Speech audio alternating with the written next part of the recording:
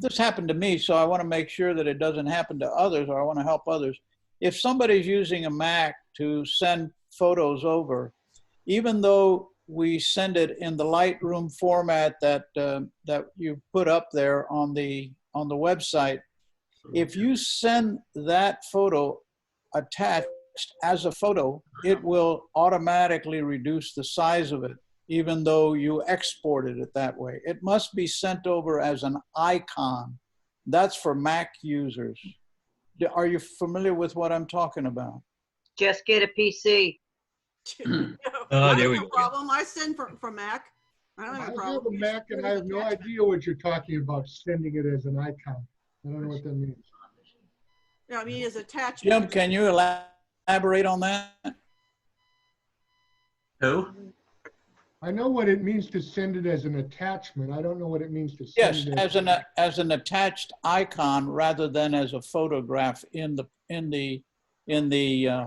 Yeah, in you the want to message. set it as in the body of the body of Jim the email. has that point In the his body. instructions. Oh, okay, yeah. Well, that goes for not just Mac, just a lot of email services. Yeah. Don't drop it as what's called an inline attachment. Don't drop it in the body of the email. Actually use the paperclip icon and attach it as a genuine attachment. If you drop it in the body of the email, it becomes an inline attachment, and most services will resize that. Okay. Then In the Lightroom instructions you had today, it gave you a choice to send it to you by email, which I did. I hope it came through at the right size. I have a question. When you use it as an attachment, which is what I learned to do with your shots, Jim, it still opens up in the body of my letter, but so I can't tell whether it's gone over as an attachment. Yeah, but if you actually use the paperclip icon and send it as an attachment, Okay. depending on your client, it will do both. Some email clients will then show it in the body of the email as well as an attachment, but it will come through the full size if you use the paperclip icon. If you just drop it in the body of the email, most email clients will crunch it down to a smaller size. Okay, all right. So hopefully mine were okay. Yeah, yours are fine. Okay. Okay, just one last announcement from me. Don't forget, if you are on Facebook, we do have a Facebook page. So look for Tampa Bay Camera Club on Facebook. You need to be asked to be added because it's a private group. So we do post stuff on there, and you're welcome. Once you're accepted as a member, you can post things on there as well. Just keep it photography. Don't put on other weird stuff on there. We don't need politics on there. We just want it to be a photography site. So. Anything related to photography is fine. But Jim, do you have anything to add? No, you covered some things I was going to bring up. Okay. We do have, happy to see tonight, we got a lot of submissions this time. We have 48 submissions this time for competition, 14 more than last time. So be prepared to be prepared for the for things to possibly go wrong. Anybody can bail out at any point, if you're ready to leave, but with 48 images, it may take a little while to get through critiques tonight. Let me throw in one thought here, and it's going back to a piece of business, if I may, please. And this goes to you, Lynn. Is that I know you said that we're not able to record the videos, video recording of the people that might be guests based on their secrets, but is there a way that we can do audio recording to make it into a podcast type of environment? So far, Jackie was the only one, and she's doing a lot of this stuff online right now. So I think Mike, I don't think has a problem. I'm going to confirm that with him, and Tony definitely told me it was all right to record him. And so what I'm introducing is going forward in the future when someone says that they don't want recording, just to qualify that is video only. But if we are still able to do audio, we can extrapolate from that for our members. I can ask that for sure. Yeah, okay. All right, I'm silent right now. Anything else though, Robert? Not at this time. Okay. Does anybody else have any more comments or questions? I have one, just a question, Lynn, real quick on your infrared. Can that be done? I've not heard, I mean, I know what it is, but can that be done with a digital camera? Yes. Oh, wow. I That's like cool. Yeah. You could Thanks. do a converted camera, or you could use a filter on your camera, and he'll go over all of that stuff. Oh, that's awesome. Thank you. And Robert, Yes, sir. I just did a quick check, and when you record from Zoom, it does also create an audio only file separate from the video. Yeah, that's why I asked. I know that it does an audio. Mm-hmm. So that's why I put it forth. You know me, I'm always doing my research before I Yeah, ask so you questions want to this a kind of crowd. clarification from the speaker whether whether video and audio is restricted or video only recording. Right. Gotcha. Anything else, anybody? All right, then I guess on with the competition. All right, and remember what we learned last time. I'll put the images full screen. If I don't, remind me. But at the point I have the scores to enter them in the sheet, as soon as I flip my mouse over to that sheet to enter the scores, the image will drop from full screen. So it's just the way everything's functioning through this right now. So I'm not deliberately shrinking the image from full screen. When you see that happen, then you'll know I'm entering scores. So you don't have to if it's already been full screen, you don't have to yell at me again to make it full screen. It'll shrink when I'm entering scores. Okay. Jim Hey, is Jim, who people. are the judges today? The judges are myself and Robert and Chuck Edwards. So it's going to be biased against you, Brian. That sounds good to me. All right, if we're ready to go, we'll jump into competition. Images. No. Leslie needs some coffee. Yeah, Les looks tired. Let's see, screen one. I'm not on the couch today, so I decided I would sit over here where I could actually see this on my monitor. Okay. Doggies. I hear doggies. All right, Mikey, get muted. All right. Mud out of here. First image. Hey, Jim, did you give us rights to mute people? Yeah, I think you did. Okay, you're good. All right. First Just image. so you know, is, just before you do that, while images are up, Lynn, I think it's advised that you mute everyone so that we don't get the chatter in the background while we're making the judgment. We talked about that in our meetings, and we want to hear the chatter in the background if somebody comments on a photo. Oh, okay. Then I'll shut my mouth, Brian, the other Brian. As long as everybody's reasonable, and if you start, have a phone ring, or if you got a dog bark, please mute yourself, or I'll mute you. Okay, all right. Okay. and we do have co-hosts assigned tonight that have the ability to mute people. So this is first image titled "Race to the End." And hang on, I'm going to drop this off the screen for a minute because I just realized in order for Chuck to text me his score in the chat, I've got to get my chat window moved over. So stand by for a second here.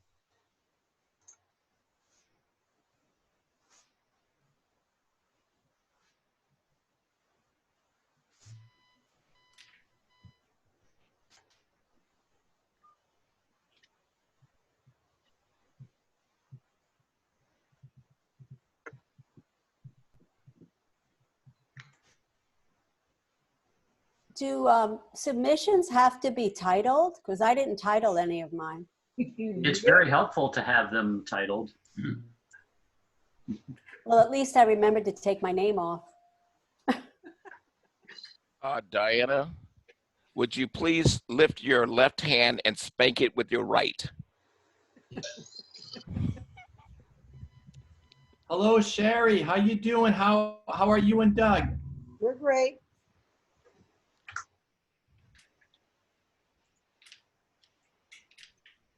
And I'm going to bring this back now.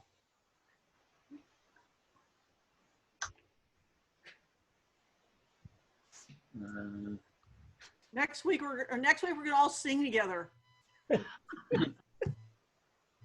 That's extreme. Got to sing happy Yeah, birthday give me a to second Elvis because tonight. I got to figure out how I arranged. Oh, I know what I did. Okay. All right. Stand by here.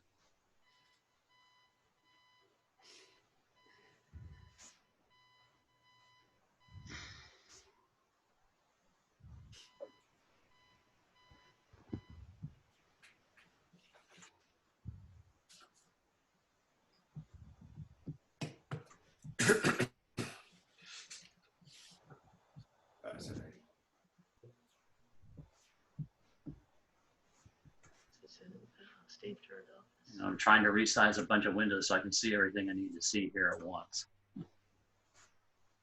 All right, I'm just saying to you guys that this is a joke before I say it, so I don't want anybody to get all offended. But by the time we actually get this whole thing worked out to where it's down to perfection, there will be another virus out, and we'll have to start all over again. Okay, that was humorous. So you got all. Windows virus, right? I want Apple. Yeah.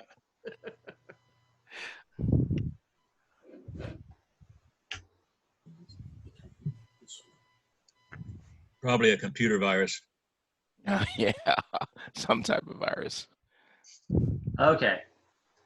This image scored 23.1, and that's an award for Lee Brand. It's a nice image.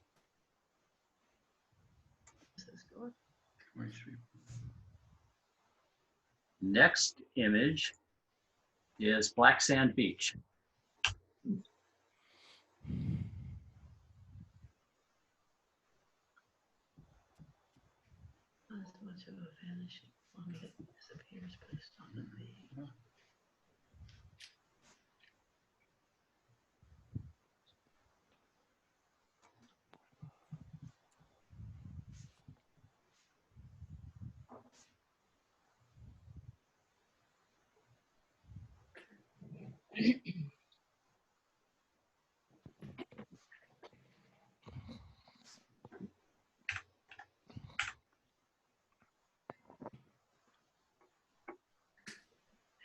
Okay. That is 23, and that's an award for Lee Brand.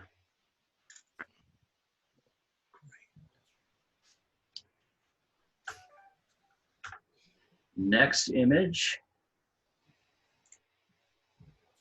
is Waiting Boats.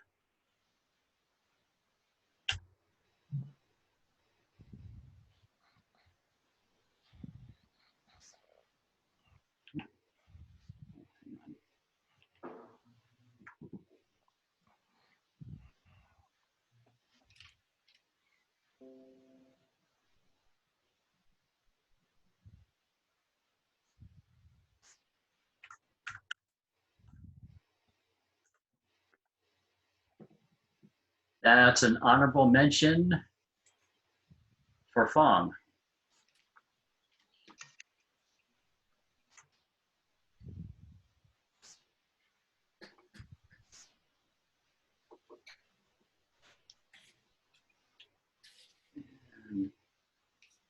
This is Running at Morning.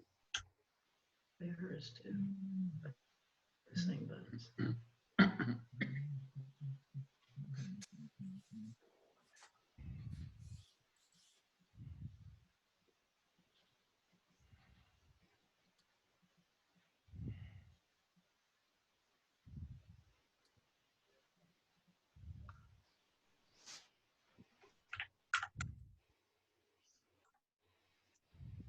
Honorable mention for Fong.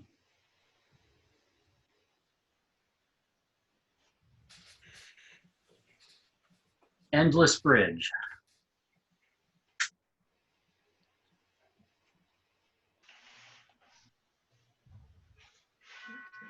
I know where that is. I do too.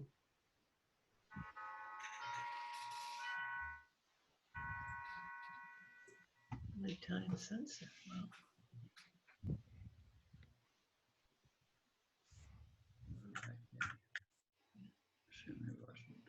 That's what I mean. They've used that thing. The endless bridge is now behind me. And that is 22. That's an honorable mention for Lee Wen. That's fine.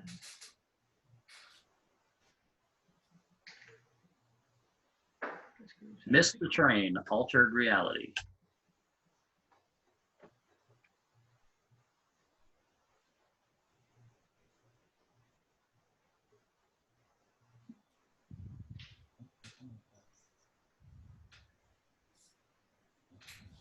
I don't think he's gonna do well.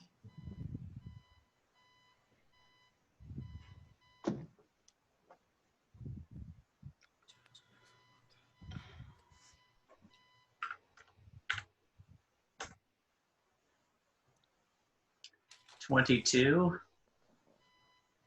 That's honorable mention for Nancy.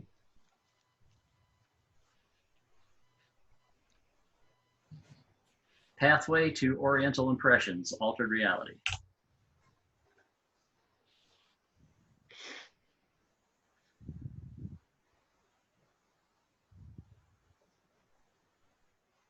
I may have to go back again.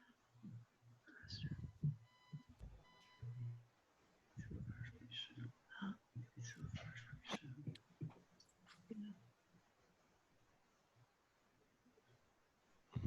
He doesn't do any reshuffling.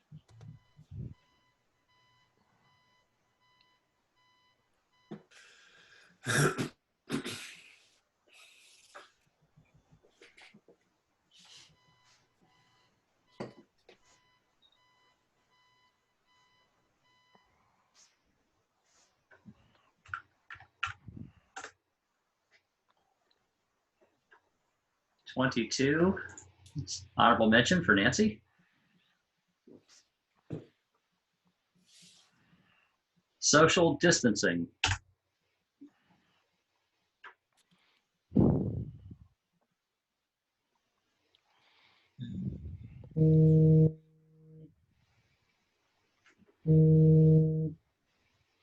Those bikers aren't 6 feet away.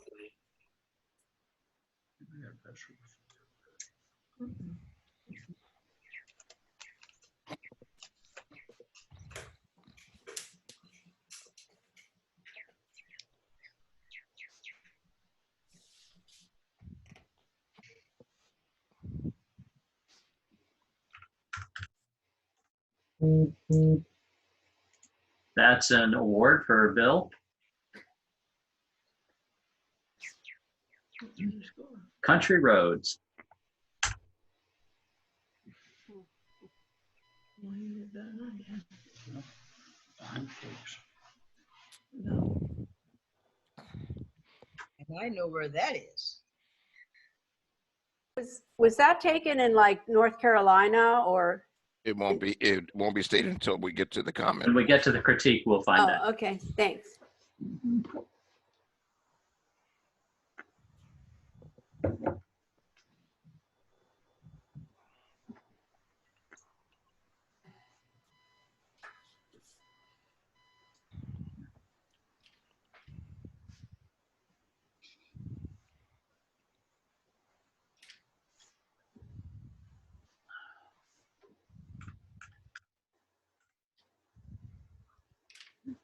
It's 22.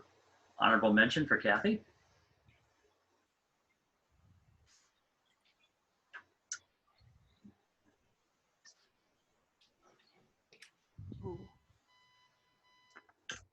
Just star. This is COVID-19 Tunnel, Altered Reality. Found it.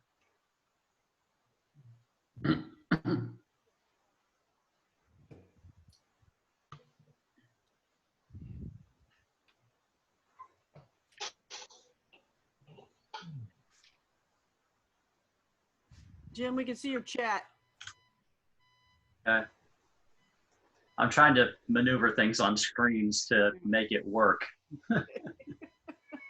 Yeah, but you're cussing me out over there in that last line. Oh yeah, I saw it. Probably need it. 22. It's an honorable mention for Jim McWilliam.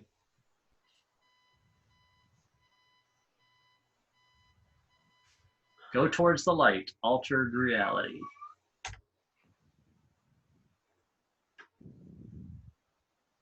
Oh, okay.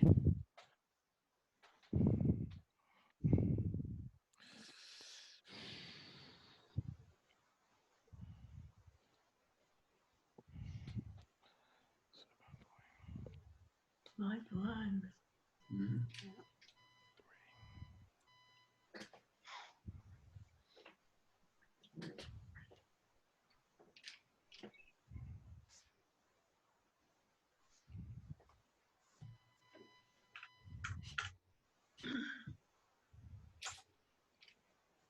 22.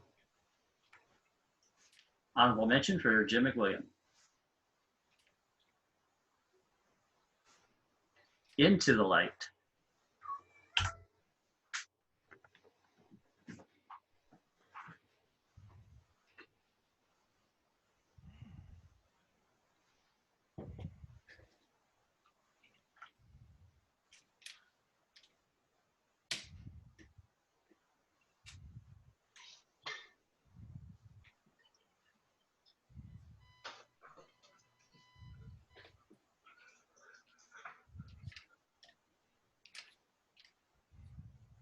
Whose TV is on? Is that yours?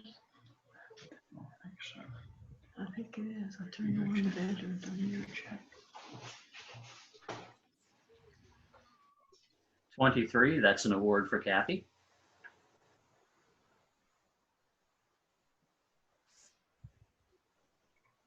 Lake Powell Canyon.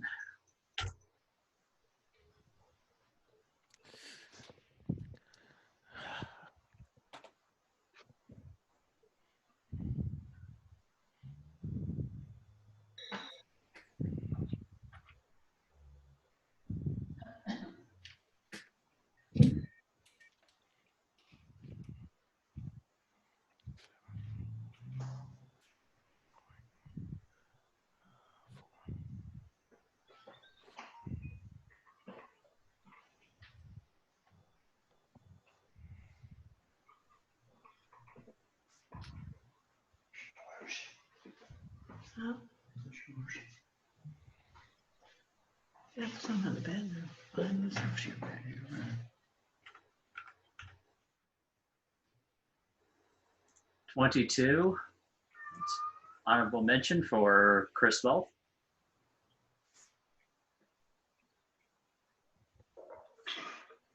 Searching.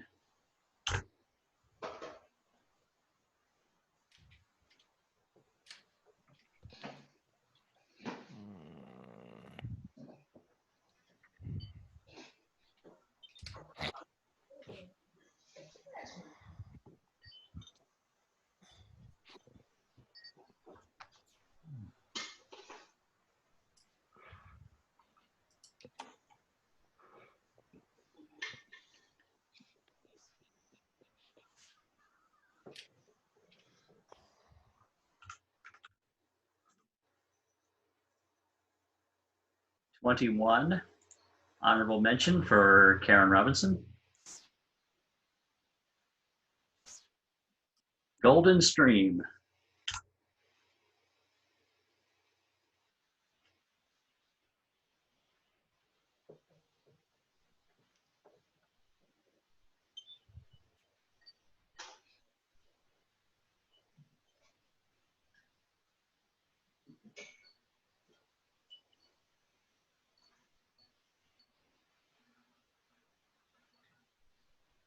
That would be a nice place to be right now. Looks peaceful. 23. That's an award for Jack.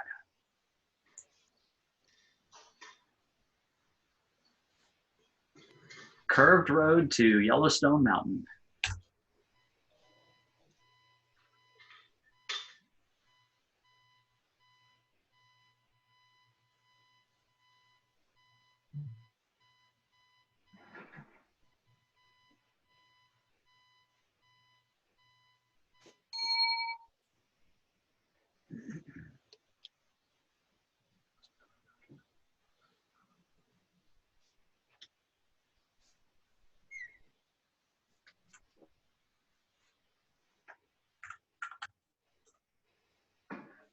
22, honorable mention for Jack.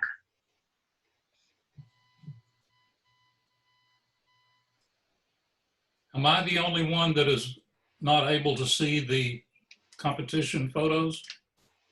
So, I see them fine. I see them too, Mike. You might want to change your view at the top from speaker to, or from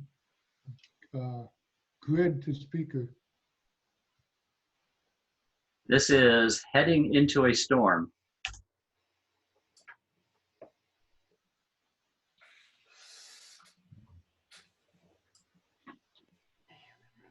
Crooked.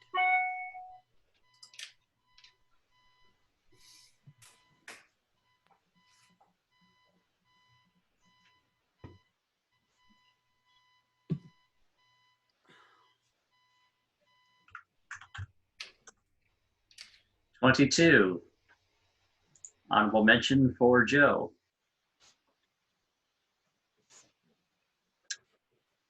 Vanishing point.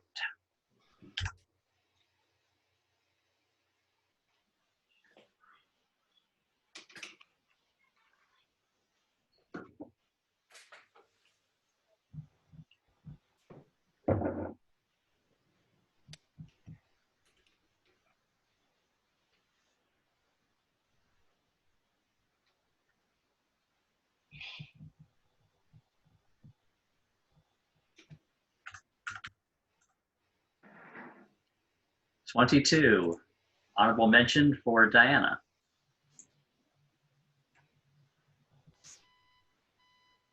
Lost to nature.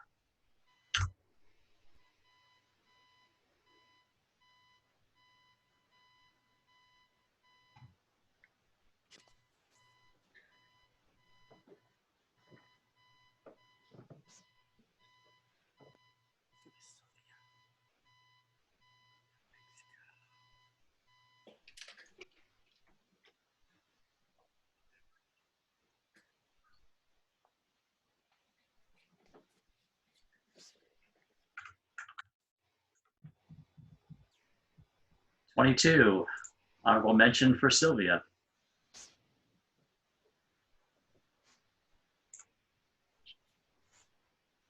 Follow the light.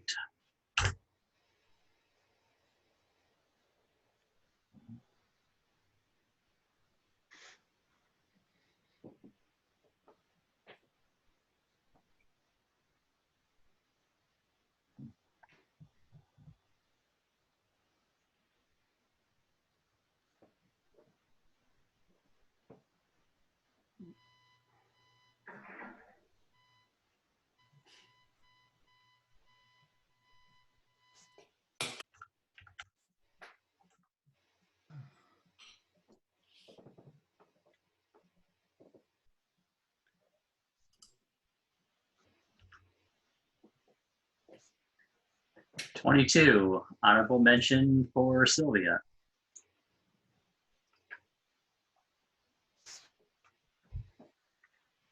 Sweetwater Creek vanishing point defying stay-at-home rules. That's a mouthful. Oh, that's good.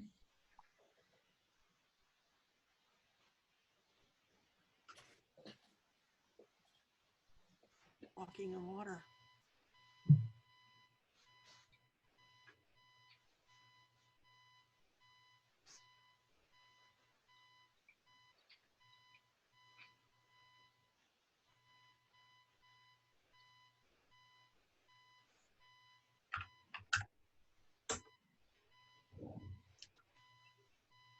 Twenty-two, honorable mention for Judy Lane. The price of freedom.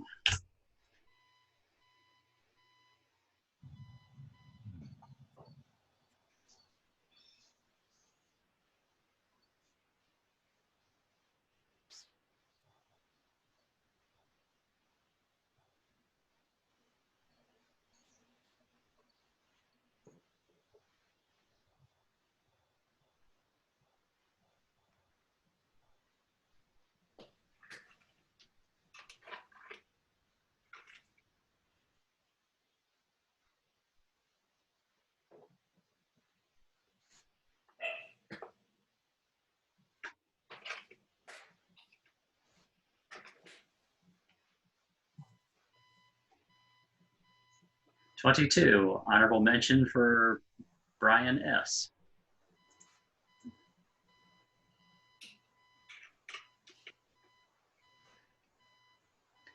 Untitled,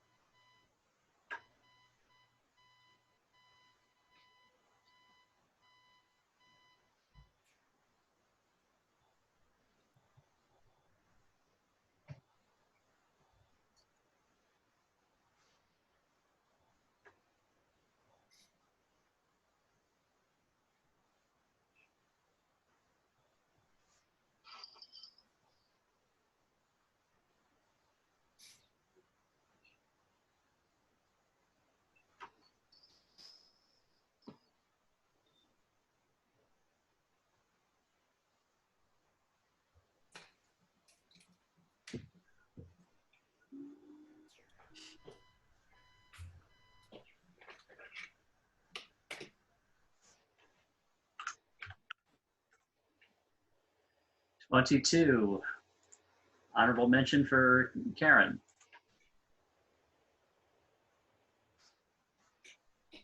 Down the line of trees.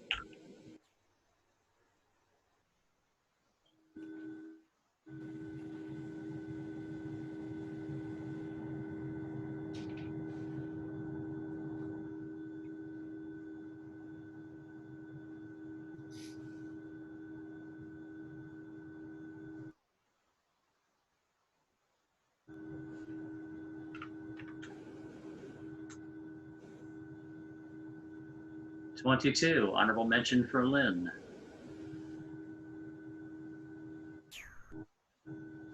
The long porch. Hang on.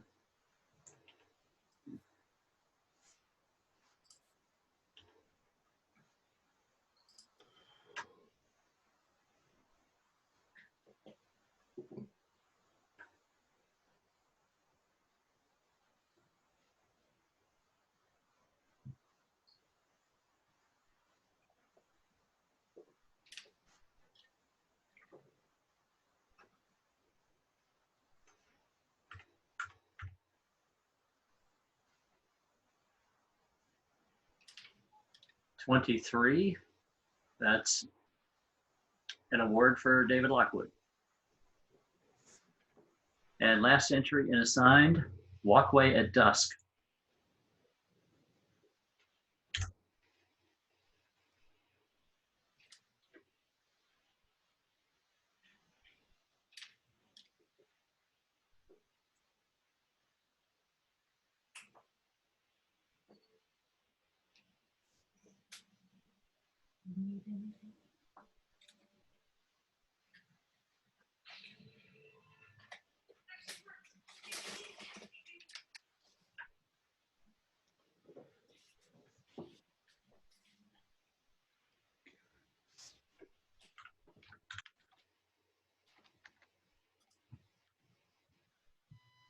$22, honorable mention for David Lockwood.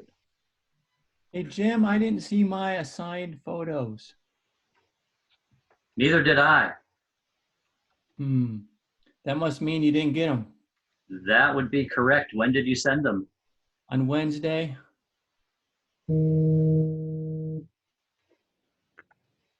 I haven't seen anything come through. What email did you send them to?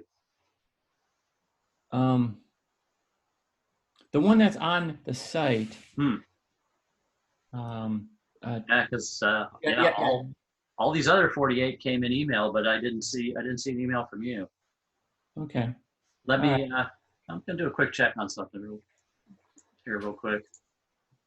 Let me just. I'm gonna check. I'll do a quick check in spam and see if he went to spam for some reason.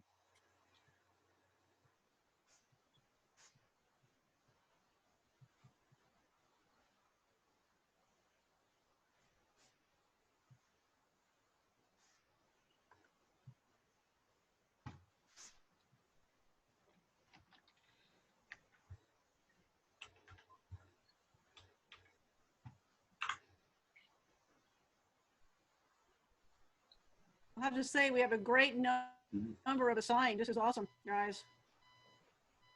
I'll also say that normally when I'm judging, I'm sitting looking at a screen in front of me, and I don't get to see the faces that are happening behind me. But to see you guys' reactions and faces, man, I'm glad I'm looking at the screen.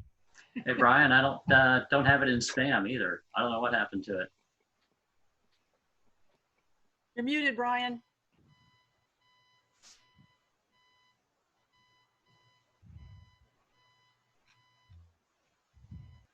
Here, go ahead. Oh. Yeah, I checked spam, Brian. I don't have it there either. I don't know where they went. Brian, you're muted. I'll mute. Okay, I got it. So I checked my sent mail from Gmail. It was sent to mytbcc@gmail.com May 13th at 6:44 p.m. Yeah. It did not come through. I wonder. Maybe because the attachments were too big, maybe. I don't know. If the attachments totaled over 25 megs total, it would not have gone through. Actually, I had two of them bounce at 10. That I sent Lynn earlier. Brian, did you say you sent them from your Gmail account? Yes. If you sent them from your Gmail account and it's over 25 megabytes, it will go through. It will go through as a link at that point. Which I also did not get. So Brian, what I'd like for you to do is resend those files, load them up to your drive first. Are you familiar with how to do that? Well, what I'm going to do is I'm going to just forward the email that I sent on Wednesday right now and see if you get that. But what is it that you want me to do? I also, when you forward it to robstick@gmail as well. That would be robstic@gmail. And that way we can troubleshoot it. So robstick@gmail.com. Okay. Gmail, that's ROBSTIC. Yeah, I got that. That just make sure that there is no K on there. Yeah, I see. Yeah, I sent that as well. Okay, very good. I forwarded to both of those. All right, very good. Thank you. So my first file was 10 megabytes. My second file was 1.7 megabytes. And the third one was 7.2 megabytes. Yeah, should have gone through, but I don't know the answer on that one as to why it's not here. That's okay.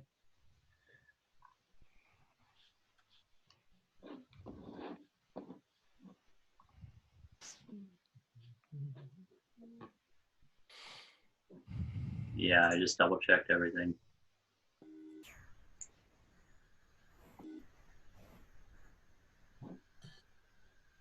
Okay. And you just resent it, right?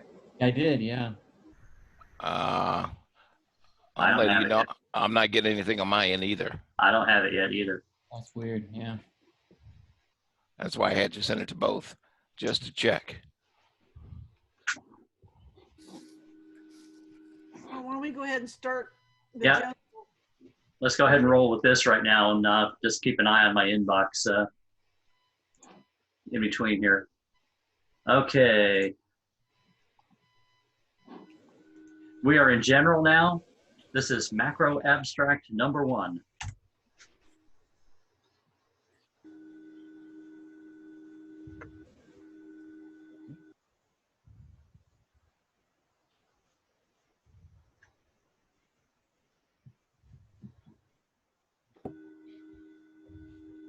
Hey, Joe, you've got some sort of a hum going on. That's why I keep muting you.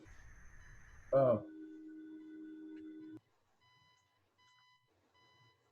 22, honorable mention for Susan Anderson. Macro abstract number 2.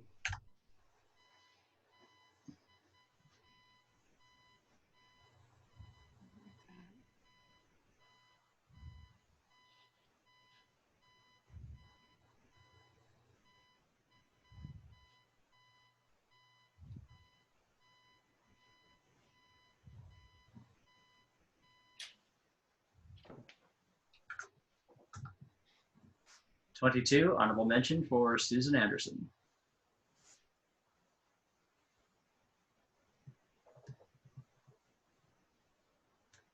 This is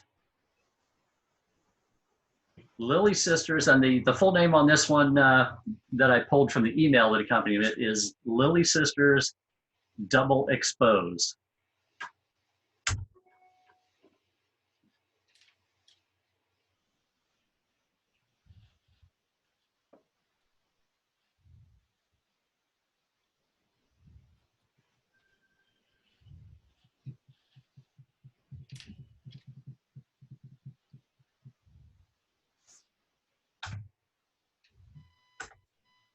'22, honorable mention for FOM.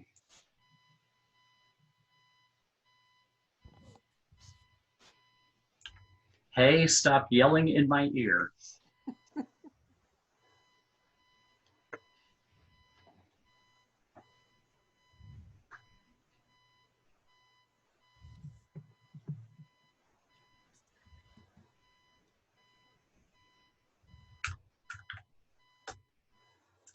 '22, honorable mention for Lee. The Street Interview.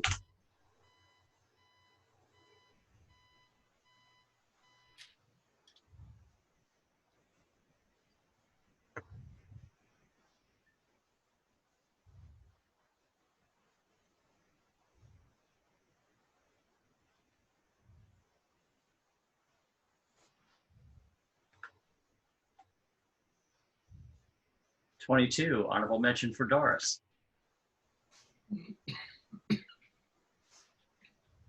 When It's Hot in Paris.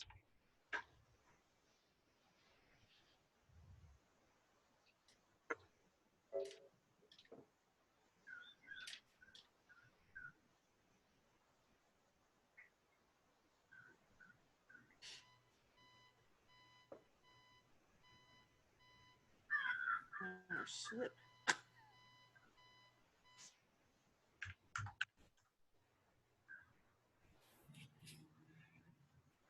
'21, honorable mention for Doris.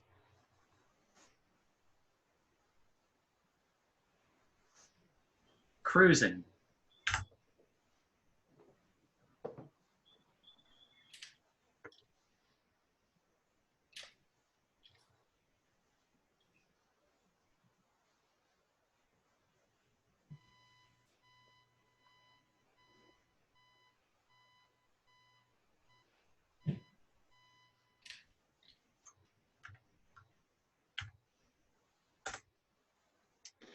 '22, honorable mention for Kathy.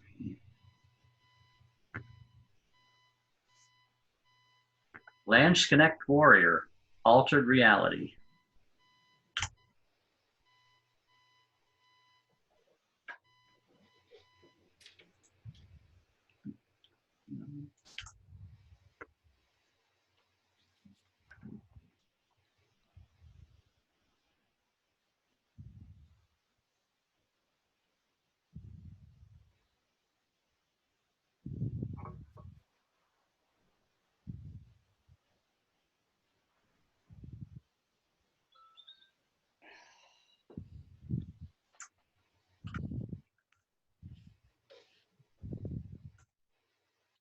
'22, honorable mention for Bill.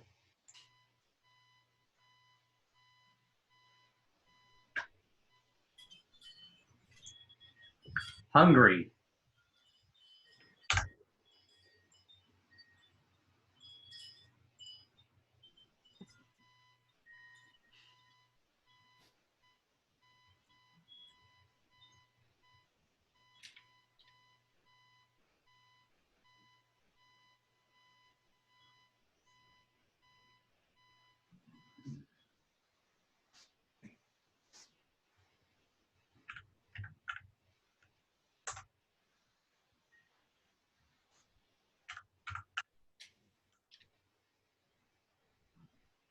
'22, honorable mention for Lee Wen.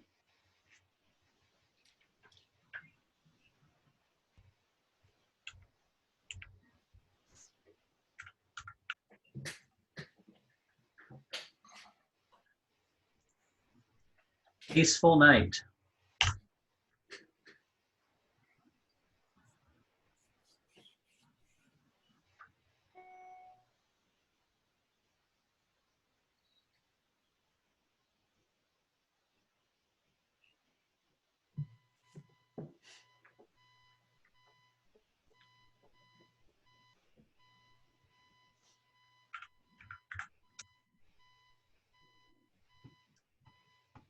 '22, honorable mention for Lee Wen.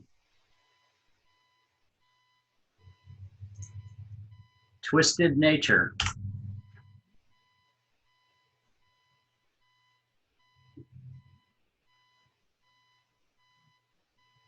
Oh.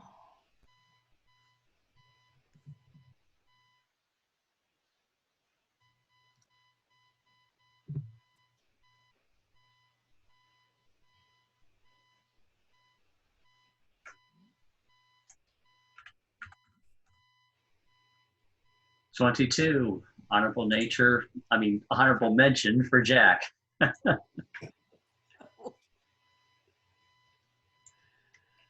Hey Jim, what happened to the river? Altered reality.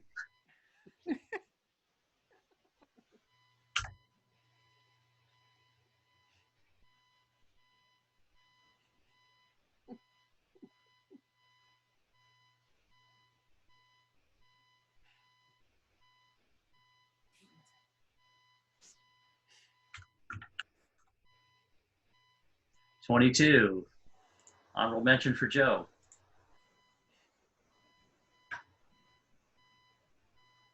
Woodstock Ballerina.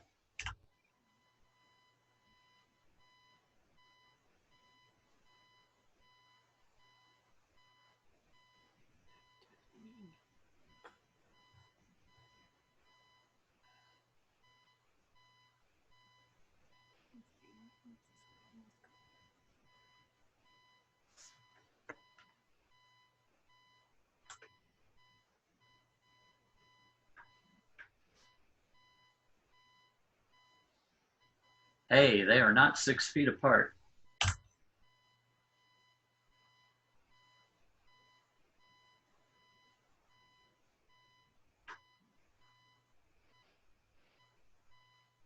What was the score on that one, Jim? Which one? The Woodstock Ballerina. 22, honorable mention. Okay, thanks. Whose was it? Diana's, sorry.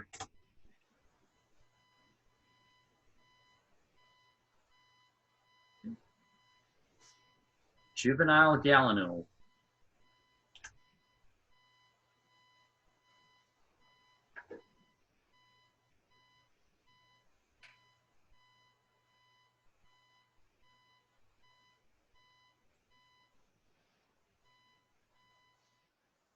Jim, you didn't announce the score in the last photo. Speak up, Brian. Were you talking to me? You didn't announce the score in the last photo. Okay, Hey, they're not 6 feet apart. thank you. 21, honorable mention for Joe. This image is 22, honorable mention for Diana. Yes, Diana.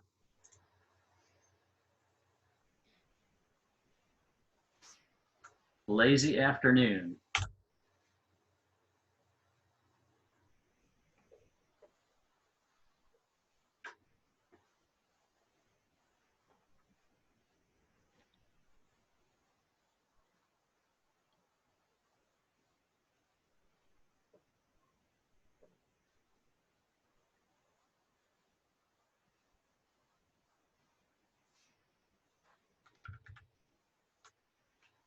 '22, honorable mention for Sherry.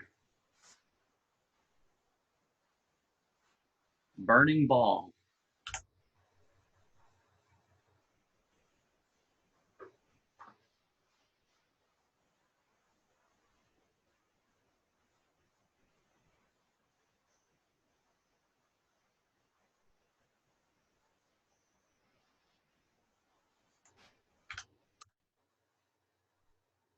'21, honorable mention for Brian Schneider.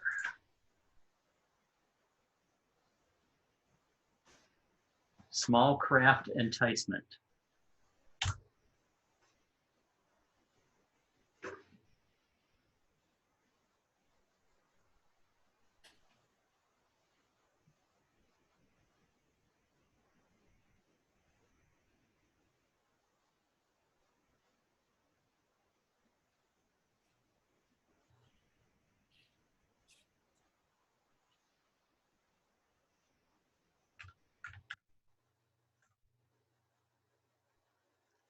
'22, honorable mention for Brian Schneider.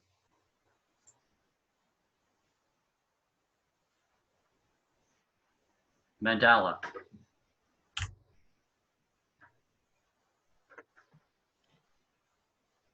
Jim, what was that one called? Mandala. Okay. Yeah. Yeah, if you want to, it's right there if you need to see it for yourself. Thank you. Mm-hmm.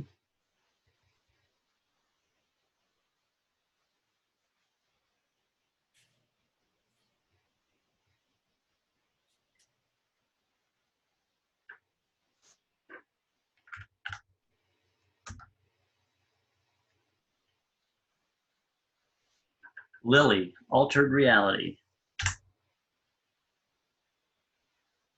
What was the score on the last one? I'm sorry, that was a 22, honorable mention for Lynn.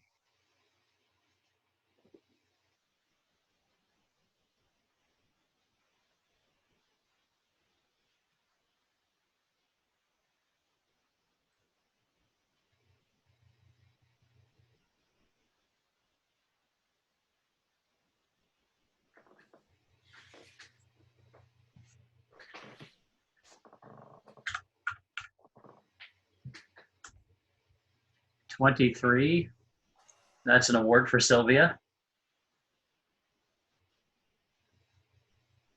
And last image for scoring, High Key Tulip.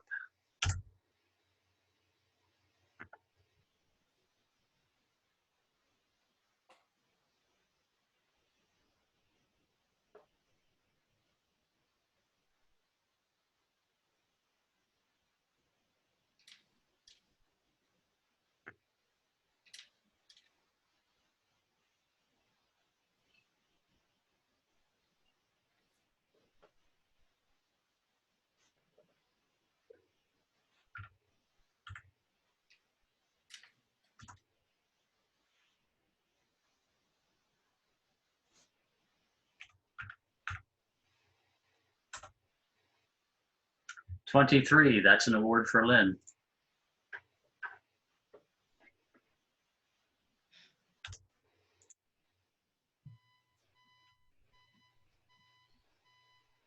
I think that's a record. We did 48 in an hour, or less than an hour. All right, now we're going to critique them.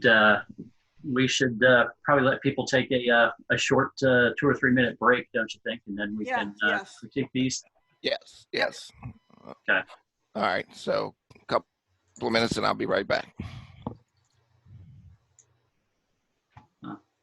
I'll bring my screen back where I can Hey, Jim, see all you can people. you check to see if you got the email yet or no? Checking right now. No, it has not been received. Did not get it. So mytbcc@gmail.com, right?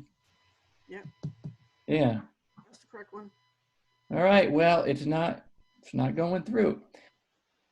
Is there another alternative way besides email I can send it, such as a Dropbox, a Google Drive, etc.? Yep,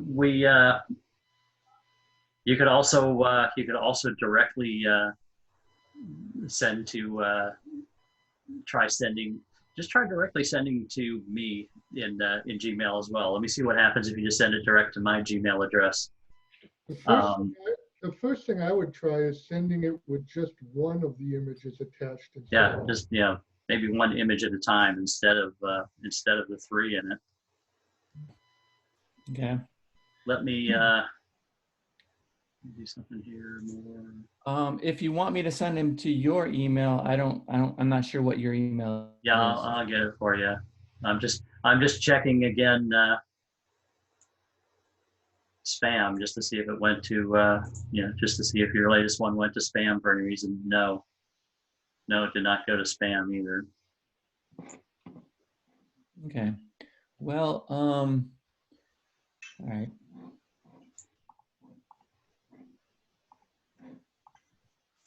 So I'm gonna do what. Yeah, I'm checking everything. It's not here. Do what Brian suggested and like just start with a new email instead of forwarding an email that didn't work. Maybe that will work better. You can't Dropbox them to you, Jim? Yeah, that can be done. It's gonna mean I'm gonna have to keep up with multiple places to be retrieving images Well, from. It's just- working just- really well that they're all just dropping in my inbox this way. Just tonight for this one time so he can get you the images. Yeah. Or I was just gonna say, could he just do a makeup next month? That's true. Yeah, absolutely. You can do a makeup next month. We'd allow that. Right. Yeah. Yeah, we can allow that. If I could just offer a suggestion, perhaps you'd have better luck if you sent them a single picture at a time. Yes. Yeah. I'm gonna do the single picture at a time and see if that helps. Yeah. Jim, were you sleeping? Which Jim? You. Me? I don't think so. I usually realize it when I'm asleep. Because somebody already just said that. Oh, well, I was keying something, so I possibly wasn't paying attention. That's very prevalent when you get to my age. That and other things which I won't go into right now. And we thank you.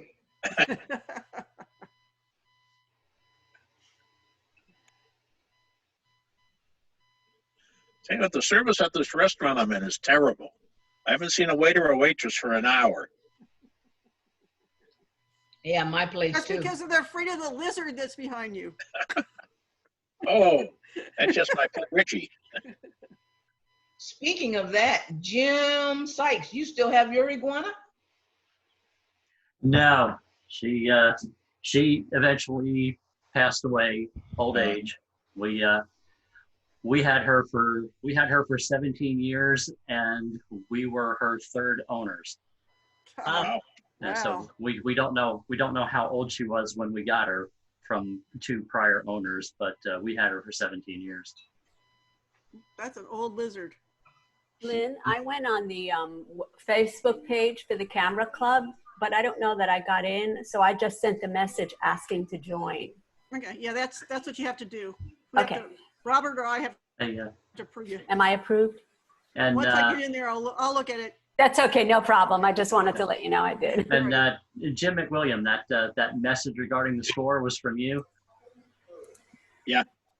Okay, yeah. Thanks for pointing that out. Yeah, you caught something. The autofill in the score sheet put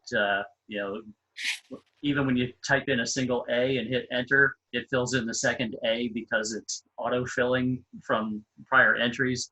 So you are correct. Judy Layton's entry was scored as a double A and not a single A. So her 22 points is an award, not an honorable mention. So that's a correction on the scoring. Judy Lane received an award for her image. Okay, Judy, congratulations. But Steve, unmute yourself for just a second before we start our critique. Could you unmute yourself, Steve? Done. All right, great. How are you enjoying this so far? Yeah, so far good. The only question I have, I stepped away for a moment. I heard you talking about scoring, is how do you record the scores from the judges? Jim can address that. Yeah, give me just a second here, and I will actually I'll share the score sheet screen so that you can see that. Let me enlarge it here and. Yes, Steve, we have a bit of our scoring system is all explained on our website. If you want to go look at that when you have a minute, that also tells you, because it's not real straightforward.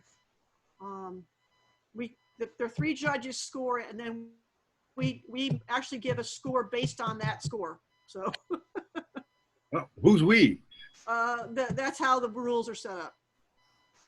No, but you said the three judges score, but Yeah, there's an average of that score that determines whether they have an award or an honorable mention, and then there's a score for the honorable mention. And this, you see the over here, the points to record all the way over to the left or to the right. That's actually the score that we put in our score sheet that we share with everybody. So they have a total score. There's, you see the 3 scores there. Yeah, that's where we end. All the scores end up, and it's basically a 4 or a 6. If you're a 4, if it's a 4, if it's an honorable mention, it's a 6. If it's an award, except that a sign gets a 7 for an award. Right. Now I remember reading about this about a year ago. Yeah. So there's kind of complicated. Yeah, it is a little bit complicated, but it makes it a little more fairer. Okay. So, but yeah, go back to the other one, Jim. There you go. That's what they're working on tonight. Okay. But how does Jim? How do you receive the scores from the judges? Is it in the chat room? Yes. Ah, okay. Yeah. Now, actually, myself and Robert are in this score sheet right now live, and Robert and I, can enter directly into the score sheet. We are 2 permanent judges. We have a rotating 3rd judge. Someone from the club gets put in the hot seat every month to be a judge, and they're sending it to me by chat, and I'm entering the 3rd score, live in real time as we do this tonight. And once I enter the 3rd score, then it calculates, because you'll see it starts out. I'll do this. It starts out looking like this. I gotcha. Yeah. And then as soon as I enter that 3rd score, we get the answer. Got it. You got mail. All right, we ready? The eggs are done. Let's go. We're score number 3. Okay. And Steve, this is the best part. This is where we do the critiques, and this is where we learn. There we go. That is the best part. Yep. And it's very different than Spring Hill, Steve. Okay. Okay. I'm going to find out. We're allowed to talk. Yep. So we had some good interpretations of the assigned category tonight. Now, good interpretations don't necessarily equate to good technical processing of images. The devil's in the details, and I hope nobody's too superstitious, because you're going to see a lot of devils tonight. All right, we'll start with this one. I went ahead and did some stuff to show on this one, some of my critique. So I've got the alternate version right here that did some changes to. The topic was called Into the Distance. So one of the things I did was just open up the distant point in the distance.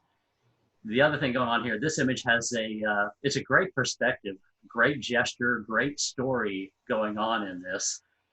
The pointing back and forth is really cool. The one real problem with that is this building intersecting right here with this hand, which is such an important part of the gesture. So that was one of the things, did was just got rid of that. That makes a huge difference, I think, right there. One of the other things going on is the flash in this image put a real hot spot on this hand, made it pale, kind of made it hot down the leg and over here and stuff. So I, did some burning in. Look at the difference in the hand, especially there on that one as far as the detail goes. The other thing on this one that was catching my eye is these halos around people. Light halo here, dark halo around them, and especially over here. It almost gives them an appearance of having been cut and pasted, into this image.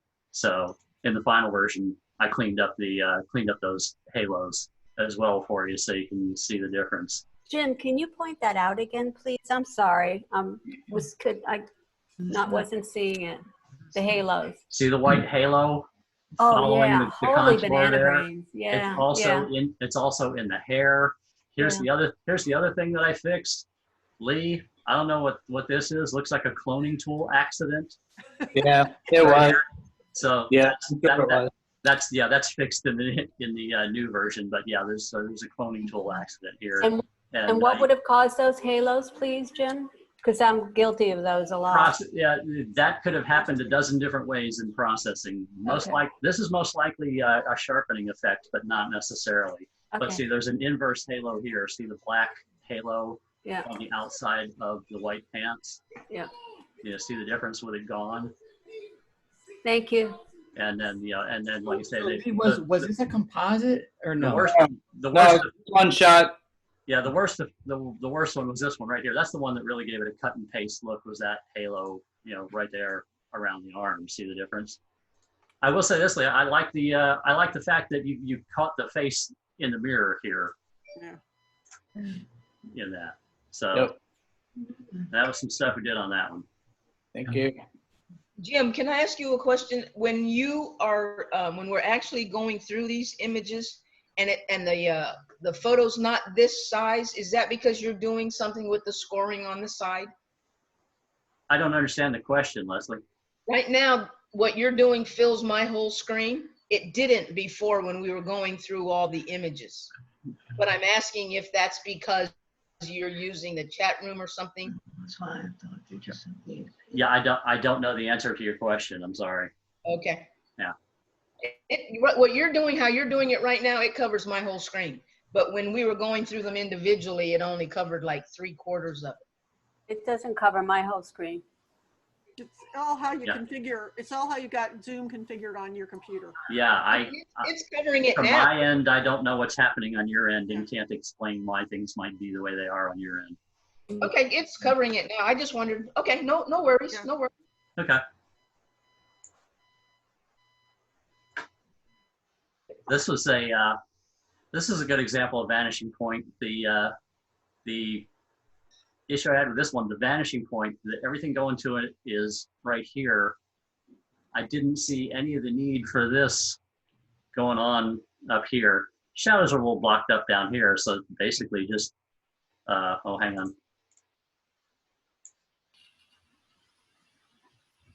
To me, taking that stuff out of the sky really enhanced the idea of into the distance and vanishing point there.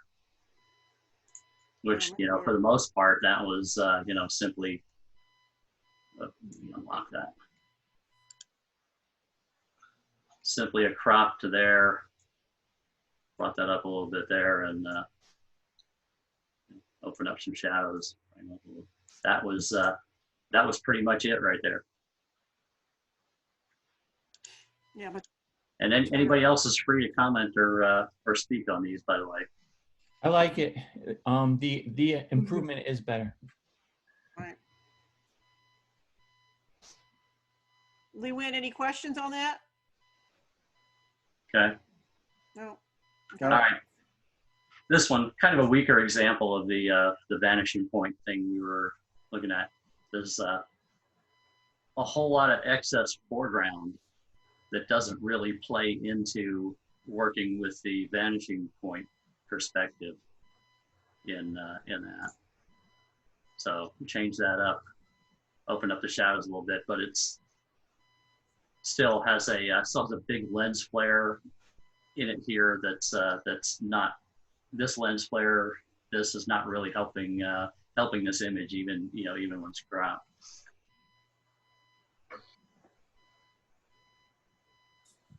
Everybody's so quiet tonight. Well, we got a lot to go through, so we'll just, if you're quiet, keep moving on. We're taking notes. We're being polite because we have company. Well, I did resend those images as individual photos. And Brian, they came through. Well, that's great. So something was wrong with your first email. You know, so I guess we can put them in like for next month. They will, yes, we will score them for makeup for you on next competition. All right, thank you. But it did work this time. So, okay, this one running at morning. better than the one before with the vanishing point perspective, and also facing the other way, so we don't have that horrible lens flare going on in the lens like we had in the first one. It's called Running at Morning. I don't know about anybody else, but it took a minute to find the part about running, which is here. So did make a little bit of change in the perspective and brightened it up right there, and actually put the runner, pretty much bullseye, on a rule of thirds point with the new crop. But also, you see how dark it is here. That's, Running at Morning, that title tells us that, well, that's an important part of the image. So just, I brighten that up some to help bring your eye to the part about running. Any other comments on that one? No, that's much better. Yeah. Except for the full garbage can over on the right. On the left. On the left? Yeah. Yeah. I think I would have chopped that out. Yeah. That the lady in the green shirt is the garbage person.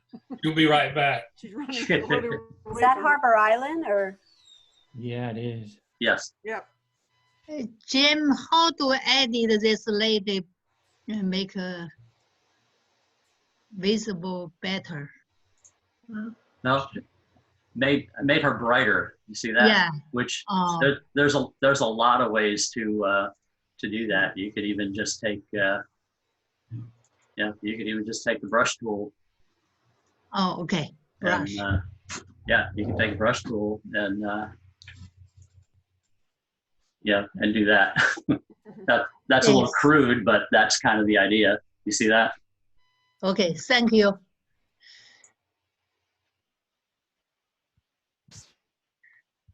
All right, this one is see, we're going for the symmetry here or something. The only issue I had with this is that it's a little bit off center. It could be on center, and I actually did see the difference there. See the sun move? The sun!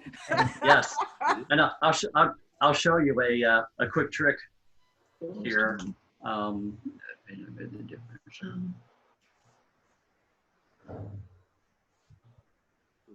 I duplicated that layer, and then on the bottom layer, I just took out the sun and the reflection, but then left it up there and put a mask on it.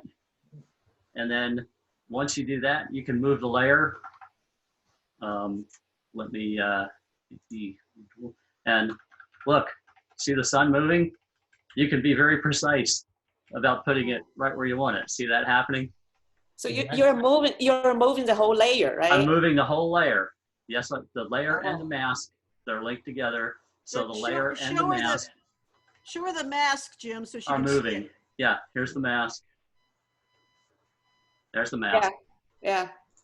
Yeah, so it's a tiny little piece that he's actually moving. Yep. Yeah. But then I knew it was not center because the sun's not center, but then I saw the sunlight on the water, and then if I do that, I thought it was gonna look funny. But now I see you're moving whole thing. You're exactly right. You have to move the reflection with the sun when you do that. But then you can be very precise about where you put it. Jim? Yeah? God just threw his hands up in the air and said, damn Photoshop. Move that sun. Good question, Jim. Would it have helped to open up some of the shadows on those rocks in the foreground? Actually, No. I was going to say you're not focused. Yeah, I think that would actually take the eye away from moving out into the distance, actually. If they were more focused? Now, not so much focus if they were open up. If they were brighter, it would. I think it would detract from wanting to, let your eye get out to, the topic is into the distance. So we really don't want to attract the eye or hold the eye too much down here. I like them the way they are myself. Now, let me just give an example of when you would lighten it up. Let's just say there was some green moss on top of it. or or something very colorful, then you might want to accent the color and accentuate the fact that the light is bouncing off of that those items. But here you have dark rocks, and it will detract from that beautiful color that's in the foreground. Yeah, if you had a seagull sitting there, then you want him brighter. So This is infrared? Yes. Yeah, nice. I like the hint of motion in the train there, and I'm happy with the gate 3 sign here, giving it a sense of place and letting you know this is at the station, which plays into the title. Miss the train. The train is moving. The train is leaving the station. It all plays into the story in the title there. Thank you. I have a question. Yeah, go ahead. Was the blur in the train added afterwards, or was that as it was taken? I added it. I was going to say it was added. Yeah. Okay. Now, Nancy, knowing your skills and looking at the bottom base of this image below the train, Yeah. all things on the base, why is the sky lighter? Why is the sky lighter than Yes. space? Yes. The sun's up there. I understand that. Jim, run a gradient across that, a diagonal gradient, and bring that value down for me. Okay.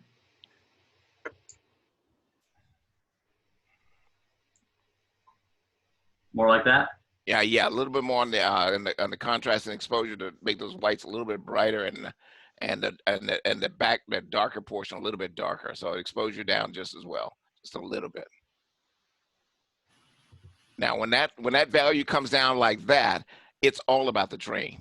Okay. Can you see that? And normally with infrared, the blue of the sky would be really dark anyway. That's correct. Surprising that it's light. Yeah, I see what you're telling me. Yeah. So just wanted to point that little piece out from the expert in Photoshop. I just find a way to, I just want to just knock you down just a little bit, just because.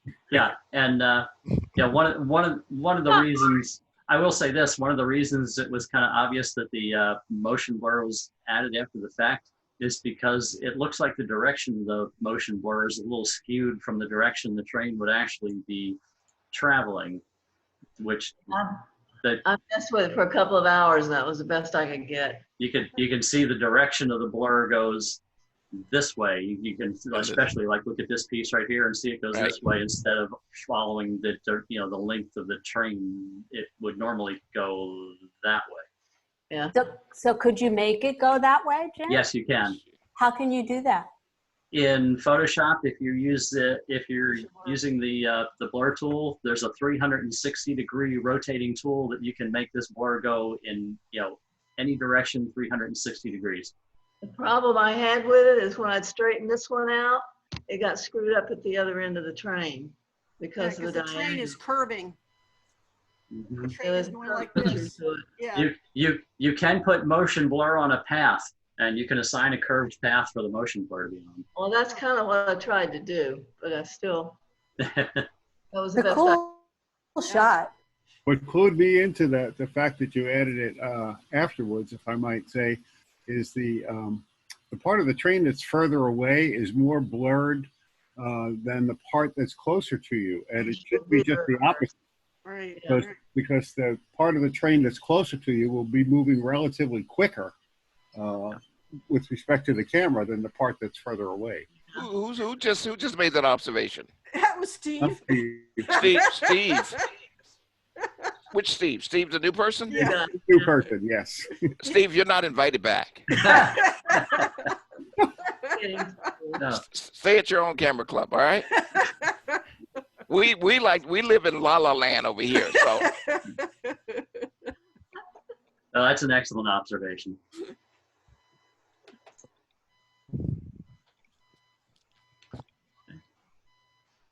Another infrared. You know, for me, I got two strong dark items, and one of them I want to eliminate. Can you guess which one I want to eliminate? Well, not the tree. Tree in the background. Absolutely. That one right there? Yep. Yeah. It bothers me too, Robert. Yeah, there you go. Because, yeah, leave this element here, you know, these trees here. Yes. Deal with that one right there. I don't Make a triangle. I don't understand how this one fits the assignment. Well, it's not a, it's a zigzaggy. Yeah, there's no rule that says something that goes into the distance has to be straight or curved. There's no rule that says something that goes into the distance can't zigzag into the distance. And that's why that removing that tree actually takes me into the distance, because it then takes the gray lines that are on the other side of that opening, and then it becomes the further leader into the distance. And I got so busy taking out the fence that was back there, I forgot about the tree. Hey, Jim, do me a favor, add a contrast layer on this and take up the darks a little bit and bring down the highlights a little bit. Yeah, Robert, that tree was a very hard stop. Yes, it was. So. You wanted contrast, you said, Lynn? Yeah, I just want to see if, I think the trees need to be a little darker. And, you know, and then obviously, yeah, then take the whites down just a little, the highlights down a little bit. Yeah, I agree. Yeah, then you got more contrast. You know what, that's too far. Take the highlights back up a little bit, right there. Then now you see that dark stuff. Yeah, and that's now it's curving and taking me into the far past. Yeah. So that's what we're talking about. Do you have a stump removal tool? A stump removal tool. Chainsaw. Yeah, they sell them at Ace Hardware. Yeah.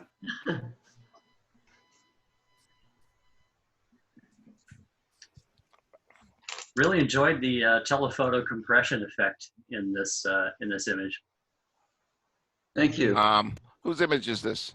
Mine, Bill. Bill. Bill. You know, they talk about there was an article written about social distancing and how the media, and I'm not going political now, but how the media can manipulate the imagery. And they showed an image where it was shot with a telephoto lens, and then showed an image where it was shot with a wide angle lens about social distancing. And yeah, the California beach that they closed down based on misinterpretation. Correct. Yeah, and one of the lenses was very compressed, and then when you looked at it from the wide angle to normal, the people were actually social distancing. Yeah. So we looked at that when we were working on it, looking at the shadows and analyzing that to make sure it was. But we turned them in anyway. For the newbie here, what did you call this? The compression who? Telephoto compression effect. Robert, are you going to explain which is where front to back items seem to be artificially pulled closer together in front to back perspective in the scene. That's above my pay grade.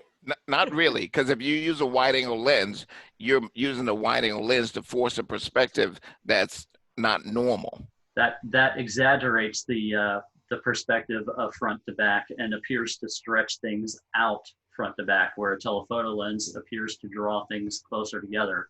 Like, you know, look at the utility poles here. You see how close they appear to be together? We know that they're not, you know, we know that they really do have some spacing between them, but they really do appear to be close together like this. Go ahead.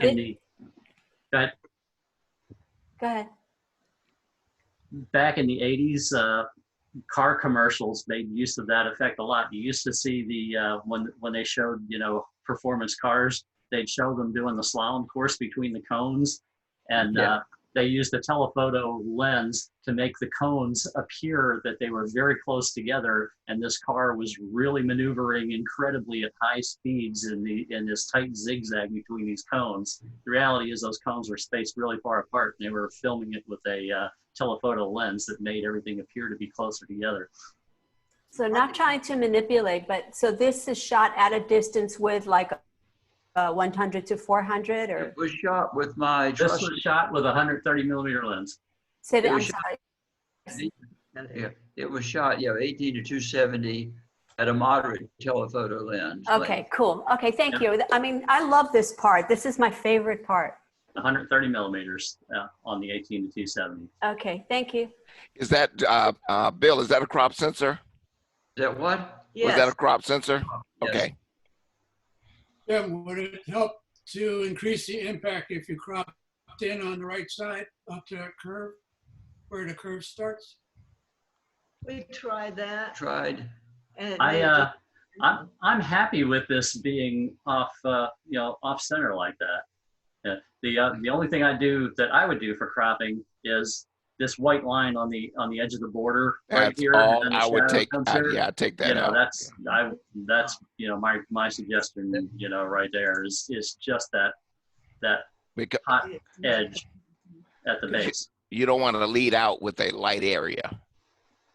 that was an oversight. I had to go to great lengths to capture this. This is my front yard. Down the front road. Yeah. Not your yard. Where do you have a hill? Brooksville. Yeah, we're in Okay, South and- Brooksville. We're in the mountains. Oh my gosh. Down to Florida. Yep. So St. Leo's, they got now, big there. Now, Diana asked about the location of this one. that's I know where that's at. Is that Tennessee or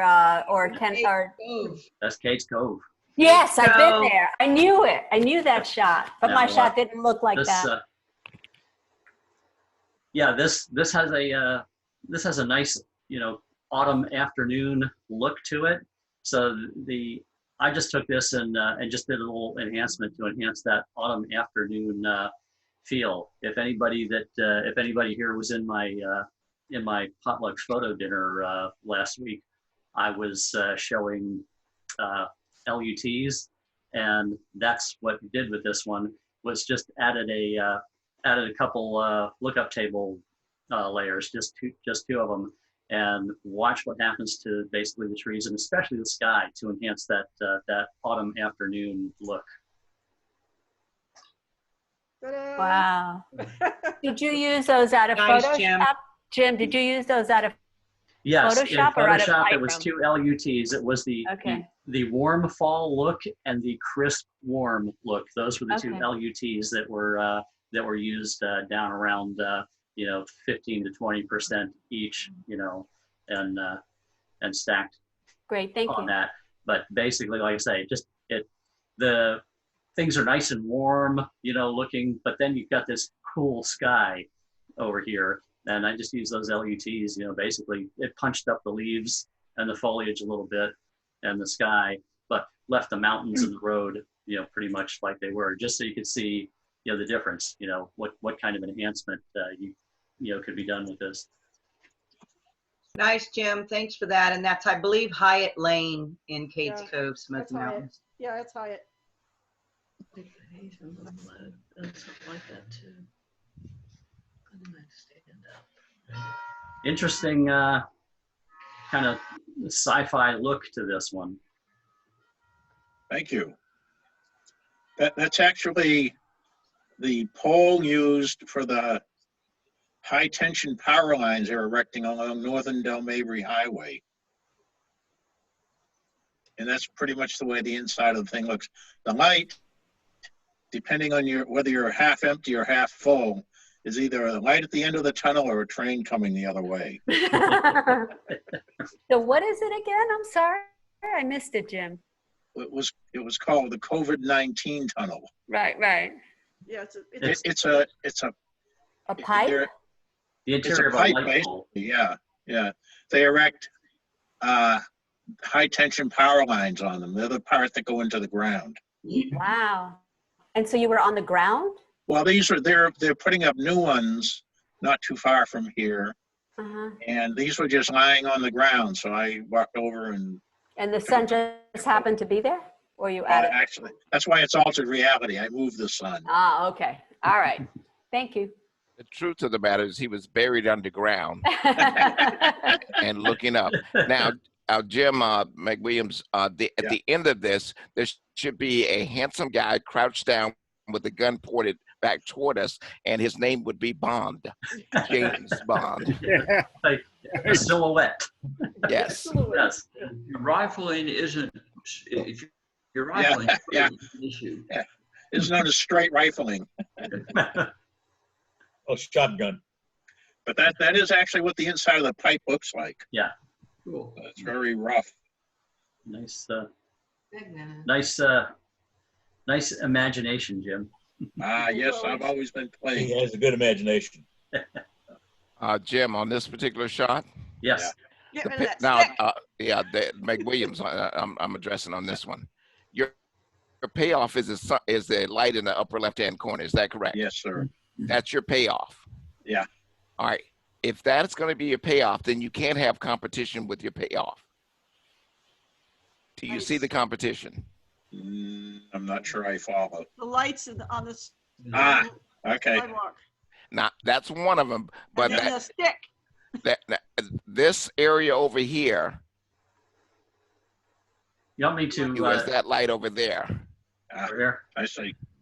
And I had darkened that down too some. I mean, you may recall there was a building over there, so. You could even, you could even just do that. And the other end is to change the value of these lights right here. And the light, okay, I'm using my cursor and it's not doing anything. Yeah, you want, yeah. I'm using my cursor let and me find you nothing's here, happening. Say again. Hang on for a second. I'm looking here to give you some mouse control. It'll be on my end. That's sounding good. Yes, how about some decon for that There, mouse control? I gave you permission to drive the mouse. Okay. All right. So if I have permission to drive the mouse, you can minimize Zoom when you're on it. Okay. All right. Are we seeing? Okay.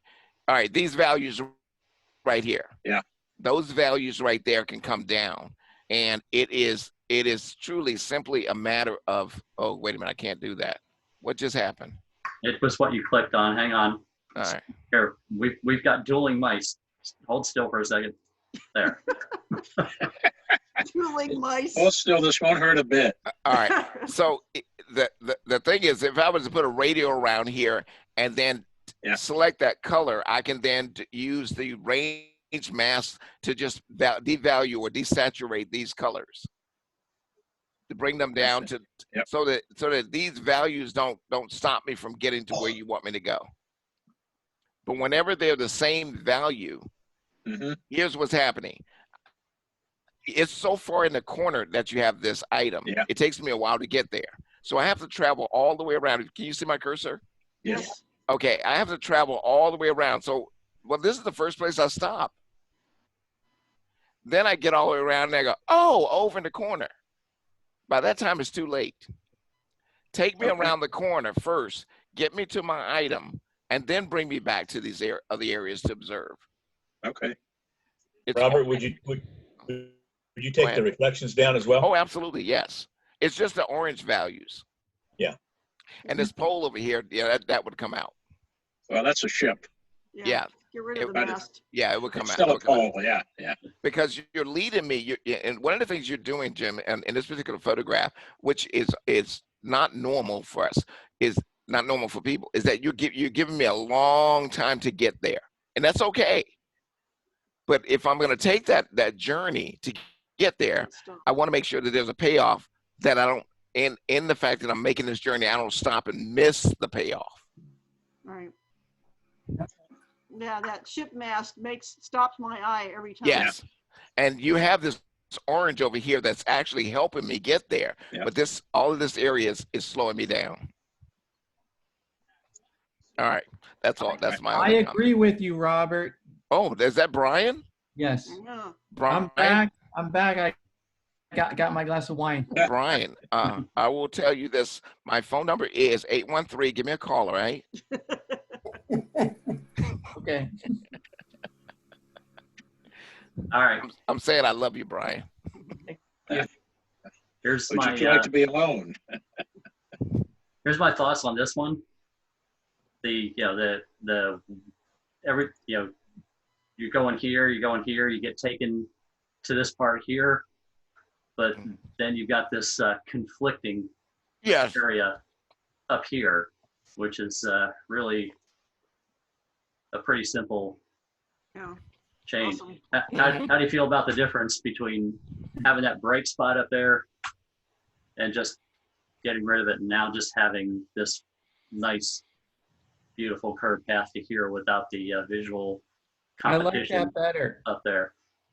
I like it better without that white sky. It does look better. Yeah, that's a simple one, but visually it makes a world of impact in this one, I think. Is that Brian's shot? It's Kathy's. Kathy, okay. Kathy, it's a beautiful shot. I was just wondering why was all the bright spot at the top? Why was that there? Which spots are you talking about, Robert? The one up top there. This.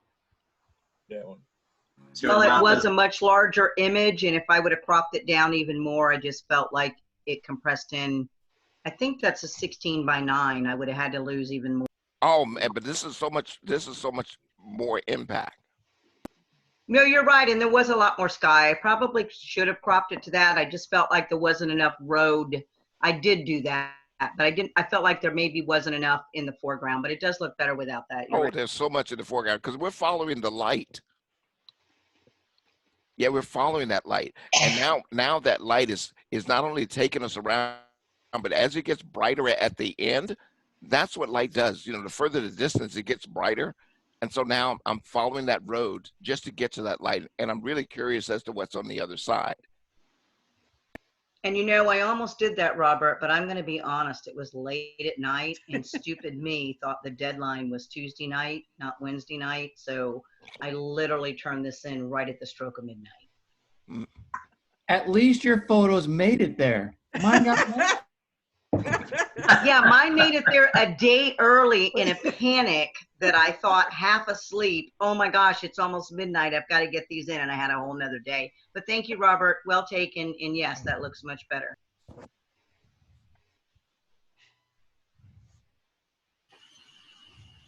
Okay, here's a nice shot that's infested with devils.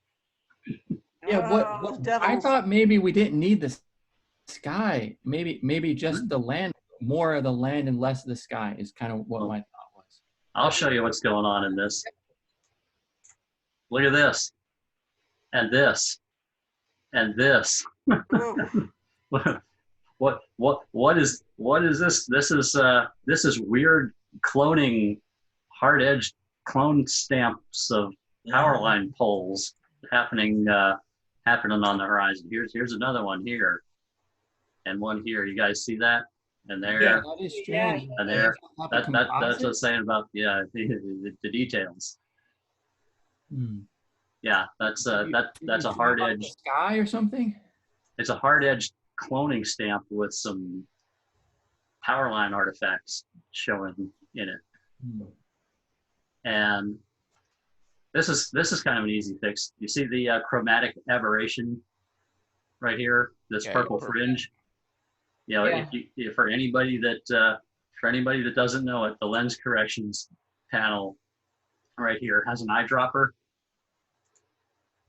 And if you go in and eyedropper that, watch what happens when I click.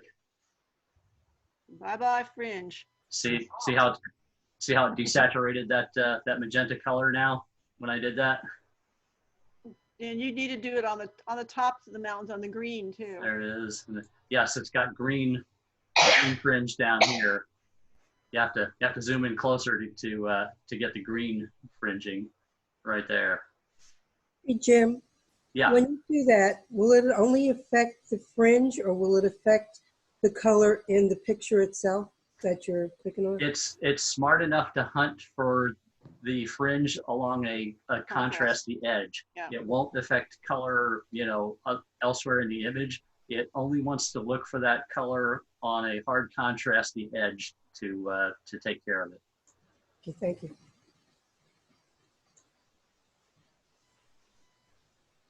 Just increase the saturation on that one a little bit, Jim, for me.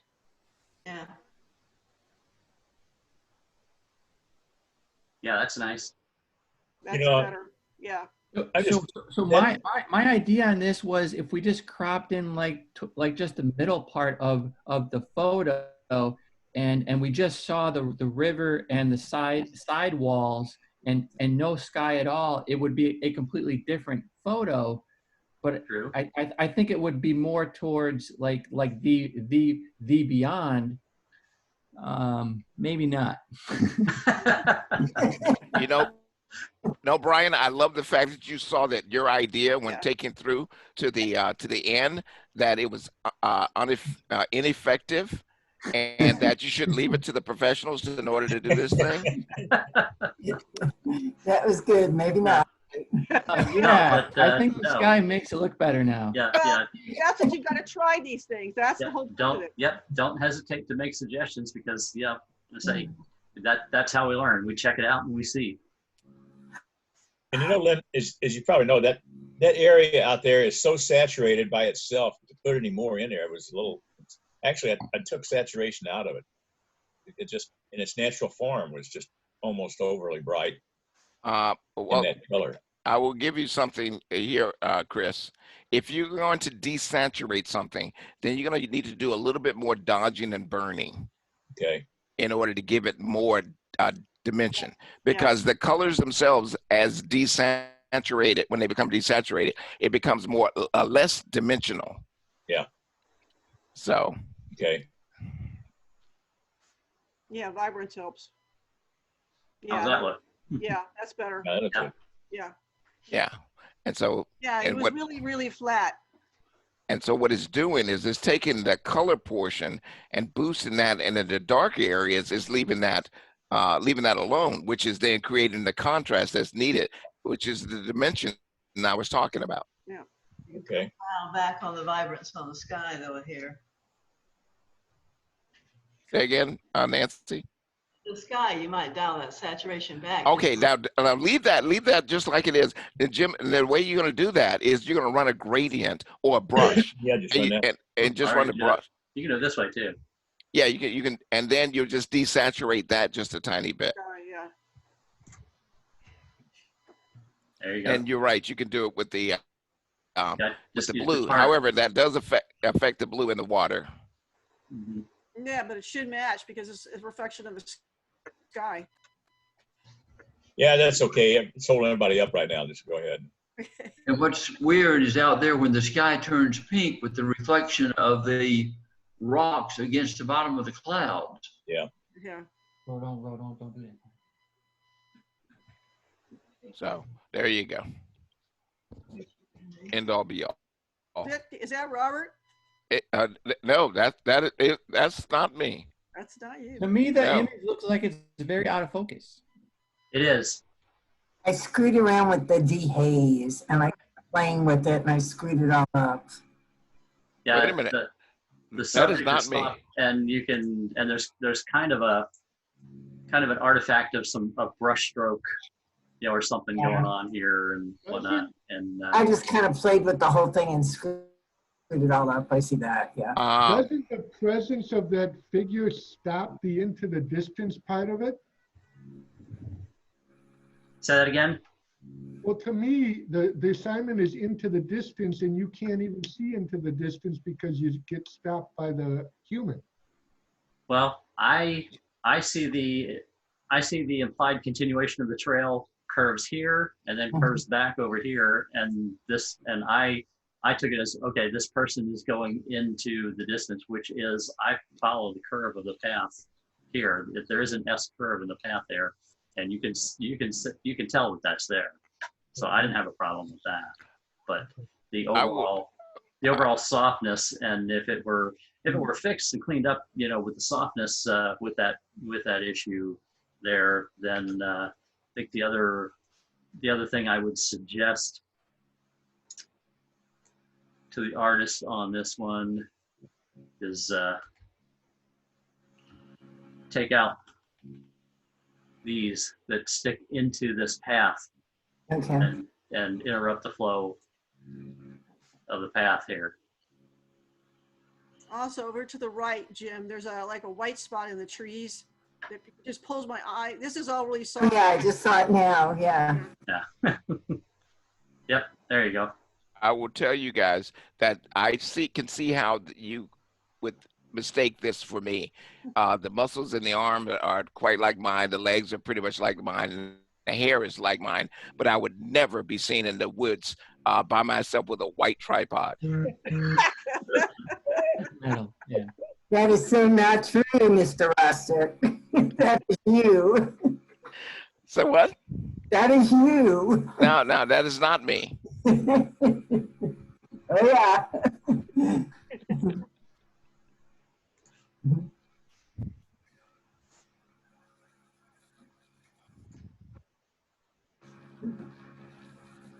Nice image, Jack. Jack, I got a problem with this image. And what As is beautiful- you didn't take it. As beautiful as it is, I got one item in here that's stopping me from going around that curve. I'd be surprised if you didn't, but go ahead. All right, I still have control over here. Yes. See this tree right here? Yeah, I hesitated about Yeah, that. Yeah, I agree. So I figured your eyes were going to go to that one, and I thought about it, and I said, nah, I left it. But I agree. He who hesitates meets the wrath of Robert. The little sticky thing at the bottom. Right here. Right there in the middle. Yep, right Oh here. my God.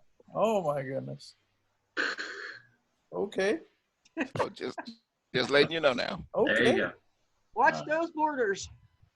Those little hairs are getting me. But yeah. Well, I thought the photographer should maybe get a little lower down to the ground, yeah, on this shot.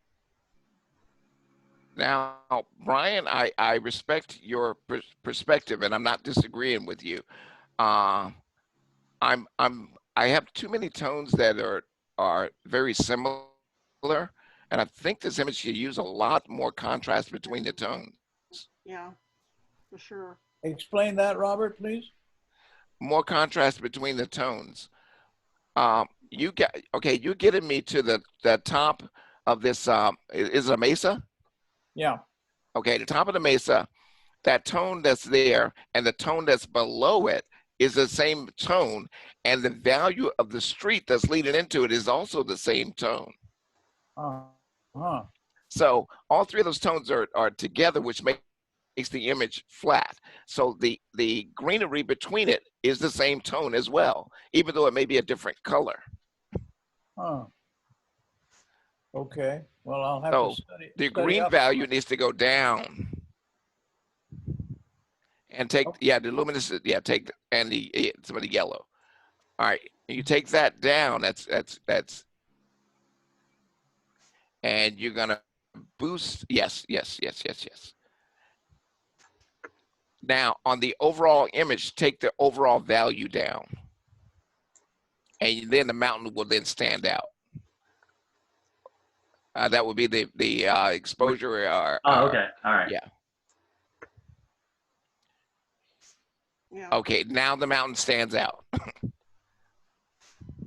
Now, if you do a before and after on just where we are right now, yeah. Also, well, this is a little strong. Back that off, but. A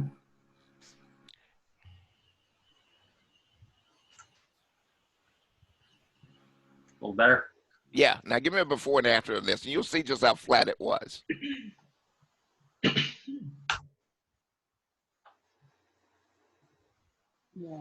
Yeah. There's a difference. I see. Thank you. Good critique. There you go.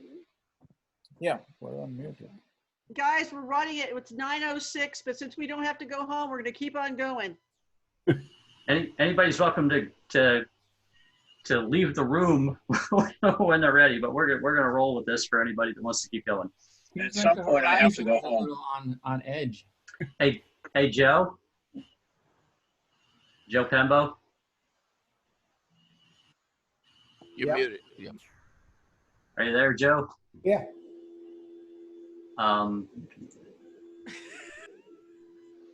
You need to wipe off the lens of your cell phone. No, it's not a cell phone. I didn't think that was a cell phone. According to the metadata, it is. Really? Yeah. Hmm. So this is a case of this is not sensor dust. This is crud on the cell phone case. Okay. And is this road really that dipped? Tilted. I mean, Tilted. it's tilted. And I like that tilted perspective with this. That tilted On the road perspective, ones. really helps add some drama and some tension to this image. That I think that tilt is terrific. Is that in the Rockies, Joe, in the top of the Alpine? That is coming out of the backside of Yellowstone, Oh, Yellowstone. Oh, okay. heading back towards Colorado. Okay. My biggest That's thing on was the there other was I was hoping I'd find a gas station. That's on the other side of the mountain that I took the picture of. Yeah. But yeah, I like that perspective and the drama in this one. Jim, I'm having a little Disaronno for you and I. Oh, nice. That reminds me, I have some in the kitchen as well, but I'm drinking a beer right now. Oh, okay. Gin and tonic. That means that your teeth are going to get a lot more lax. I had a Mr. Dunderbox liverwurst sandwich brought to me, so I got to have beer with the liverwurst. Indeed, indeed, indeed. So On this one, Jim, what about dropping the bottom off of it? these mats here, how far you want to go? All the way up to the end of the mats.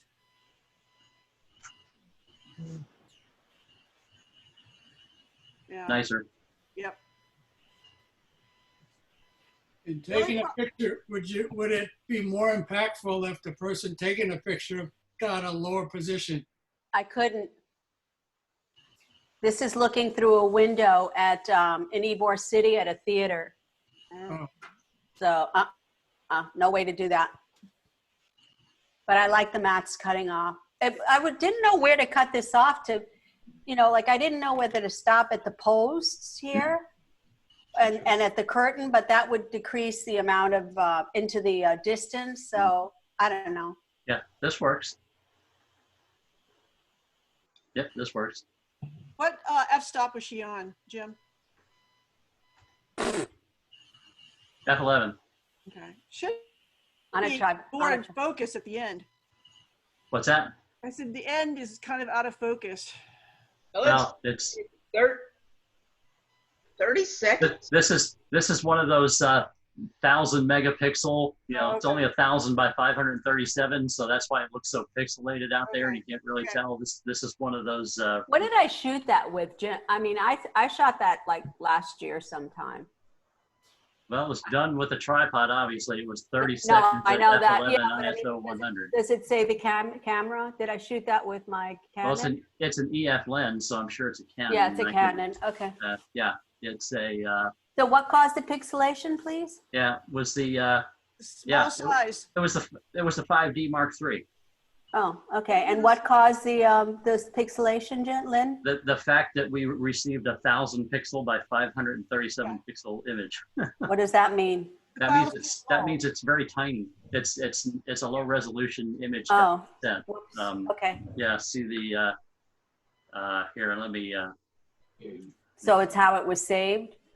Yes, it was how it was saved. We that's what we were talking about earlier tonight. Some people sent some in that were at 1,000, only 1,000 pixels, which means if we try and look at it up close, we get, we can't see the clarity of it. Okay. Thanks.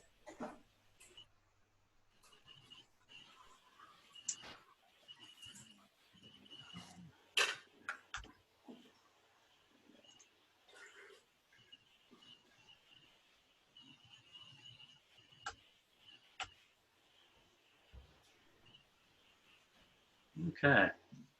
I know where this is. Me too. Phyllis, Caldera. That's what's left of an old cabin that has collapsed. Yeah. Where is it? It's in New Mexico, Yep.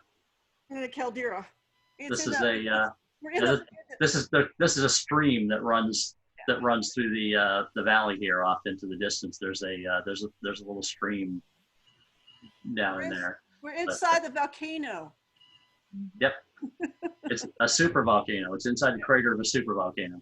But yeah, nice perspective and everything going on. You know, and I'll say this, it's because of having been there in person, in fact, on this very particular day, and having been there at this scene, I have a little bit of a skewed perspective versus, you know, maybe having never seen this before, and having actually been there. I look at this and I say the yellows are pretty intensely saturated. Now I don't know, you know, anybody else that has never been here and just seeing this image. Does anybody else have that same impression with the yellows? No, I don't have the same impression with the yellows. And that's what I'm saying, that, you know, that stems from, you know, to a certain extent of me actually, you know, having been there on that day when this was shot, and knowing that in reality, you know, the yellow is not that intense. Yeah. Yeah. What you're doing right now with the crop is what I thought when I first saw it. If I can get closer to that foreground element, that it would be better. And look at where that rule of thirds intersection is falling now as he does that as well. Right. So what I'm doing here is taking you down that path that's already giving you a leader. Yeah. That gives you this road, that gives you this opening. So that's all. Nice shot, Sylvia. Thank you. Yep. Yeah, I do like it Good eye. better. Sylvia, you said you agree with whom?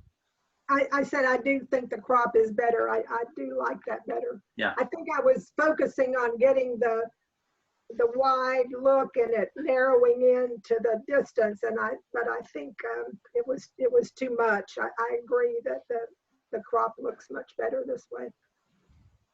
Yeah, and the reason I did that is because that foreground element, as you've seen with some of the other photographs that scored really, really well, the foreground elements needs to have a presence. Right. And so, with it being so far back, it became nearly a mid-ground element. Right. When So it lost the impact of that. yes. Yeah. Okay. Thank you. Well, interesting before and after. Oh, before and after, it keeps the same crop. So that doesn't. Yeah, it keeps the same crop. Yeah. Yeah. Yeah.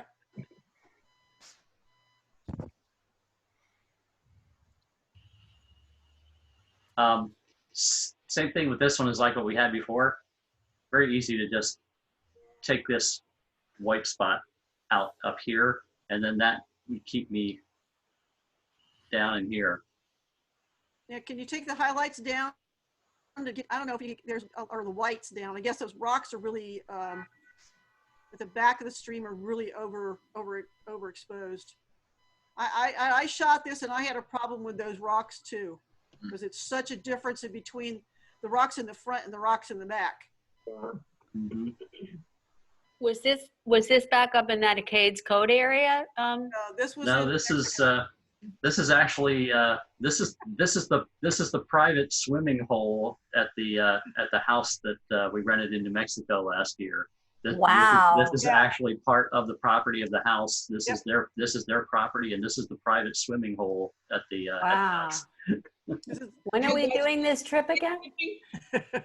Jim, do you remember that it was so difficult to get down that bank? It was so steep, and Jim took my tripod and set it up in the stream for me, so I didn't have to try to carry the tripod and climb down the embankment. Sylvia, Yeah. that story is funny to you. It was fun. No, it wasn't funny. It saved me from falling and breaking a hip. Sylvia, don't destroy my humor. as crude and as sucky as it is, go ahead and laugh just like anybody else would, you know, just to humor me. Nobody can destroy your humor except you. So I Yeah, like, taking the highlights down a little bit gets those rocks to be a little less, Yeah. because you want to see the golden light on the water. That's what you want to see, not the rocks in the background that are overexposed. right. Yeah, and those foreground rocks, I really like how they're so prominent in the foreground. Yeah. Yeah, good placement on this section right here as well in the composition. Hey, Lynn, were you the one that found that yellow light? Yeah. I knew that. Remember you had Yeah, patience. I'm like, and it was in the morning, which is in Tennessee, it's always in the afternoon. Yeah. And I went down there and This was in the morning. Oh, because you had us running in Tennessee. So I thought, yeah. It's normally in the afternoon, but this was in the morning, and I went nuts. Okay, I'm gonna remember that, Lynn. Yep. Little golden light will get me every time. I'm just gonna bring you yellow stuff. So this, Okay. all right. This image here, I did something with it to show you that there's another image that lives within this image. Oh yeah, there are two images actually. Yeah, this has you know, shadows blocked up. Tones are kind of flat. This is a cell phone shot. The highlights are, you know, beyond recovery up here. However, within this lies a completely different shot that you know, that works well for the vanishing point deal. Just the water. Yep. Well, you still have some sky here, you know, but this really, you know, this really enhances the vanishing point perspective, and has a lot more visual impact. Yeah, the sky is not helpful at all. Yeah, and then I like how you brightened up the grassy area so that it has a contrast between the darker water. And you can see here, it's just this. Yeah, it's just this slider right here. That's all it is. But you also warmed it up. Yes, a little bit of warmth right here on the temperature, and a little bit of vibrance right there, and a crop. That's, you know, there's your crop. Yep. Got rid of all that overexposed sky and completely changed what's going on in there. Did you have another thing you were saying, Robert, about? No. I'm just saying there are several shots in there. As long as you take out that upper sky on the right hand side, yeah, you're good there.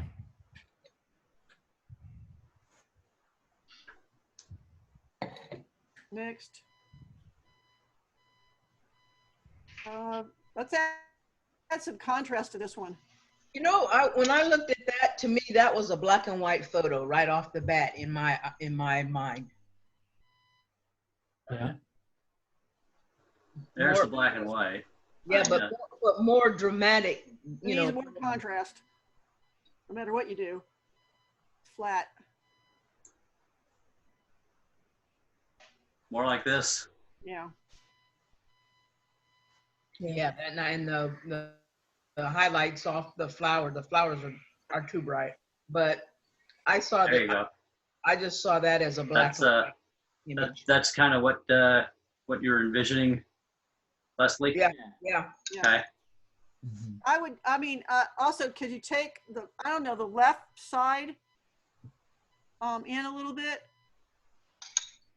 Well, then you lose one of the vanishing points. Well, it's not, you don't want to go down multiple vanishing points. You want to go down the main one, which is right down the middle. That's not what Google told me. Google? Is Google scoring you? Yeah. Google's not scoring. And what about lightening the one down the middle? Put a little bit of brush, adjustment brush on the middle.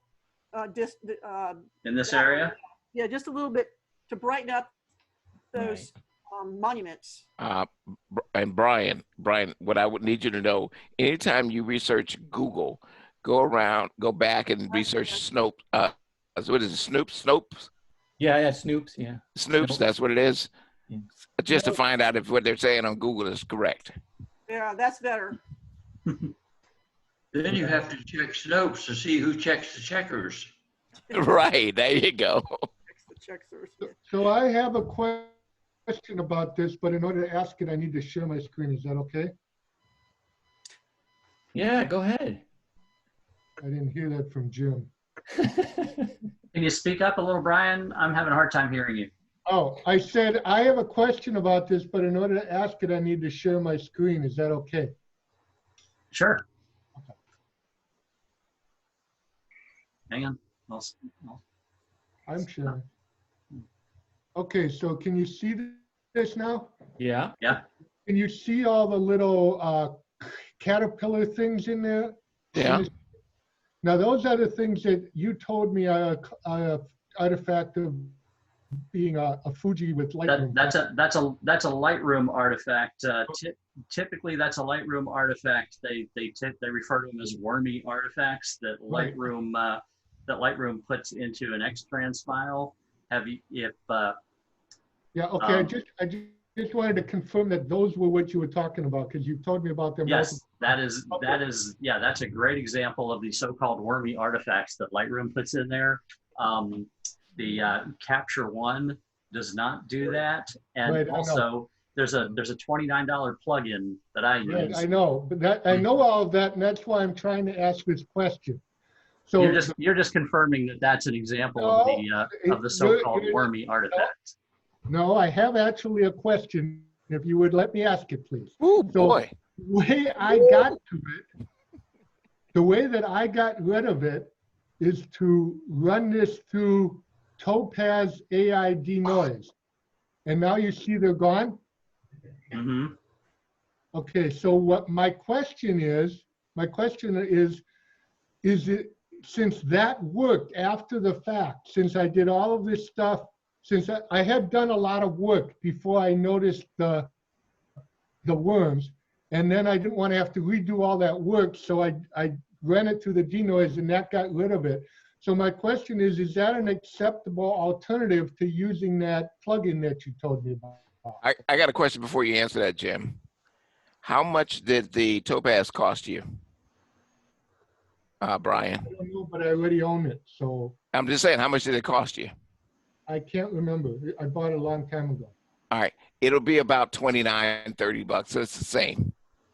Right, but I already own, what I'm trying to decide is, since I have this solution, if I need to spend another $29.99 on the other plugin and do it in the front end versus doing it here. Brian, you have found a workaround. Celebrate that. Yeah, use it. And my advice would be to continue to check that, on multiple images, and see if it's consistent and you like the results consistently. And that's the answer. If you consistently like, and are happy with what that does, then go with it. Yeah. So you're not seeing anything wrong with this now that I've applied this, just you're not seeing, because you see a lot of things in photos that I don't see. Right. You don't see, No, like I said, I have no technical issue with what you did with that and what I see with my eyes that it did. okay, fantastic. That's what I was trying to find out. Thank you very much. Mm-hmm. But I'll tell you something, Brian. If you come at Jim that harsh again, I'm going to jump on you. Yeah. As a Fuji user, can I ask a question? Yeah. Do you see those worm effects often, or do you see them every time, or rarely? No, not every time. It depends. It depends on the level of detail and the tonal values that you're seeing in the image as to whether they'll be there or not. There are images I have learned that they're, when I'm working on stuff, I know that there are images when I can skip that step and just work it straight through in Lightroom. And I have learned now, just through experience, looking at an image when it pops up, that I immediately know that I want to do the initial conversion with X Transformer before I touch anything in Lightroom, because I have learned now to I can look at a file and say, it'll have worms or it won't have worms. Okay. All right, on my end of it, if I may chime in just a little bit, not to take up anybody's time any longer, is that I value whether or not I'm going to get rid of those type of artifacts as to whether or not the image is for commercial use or for something for me to put on Facebook. Yeah. So Robert, I just want to say, I didn't mean to be harsh. It was getting late and I didn't want us to spend 20 minutes on my photo. So but Brian, we spent 20 minutes on your photograph anyway. You were harsh to Jim. Let's go back Apologize now. back to Lightroom, guys. That's right, Brian. I'm gonna jump on you whenever. Oh, somebody tap Chris and wake him up.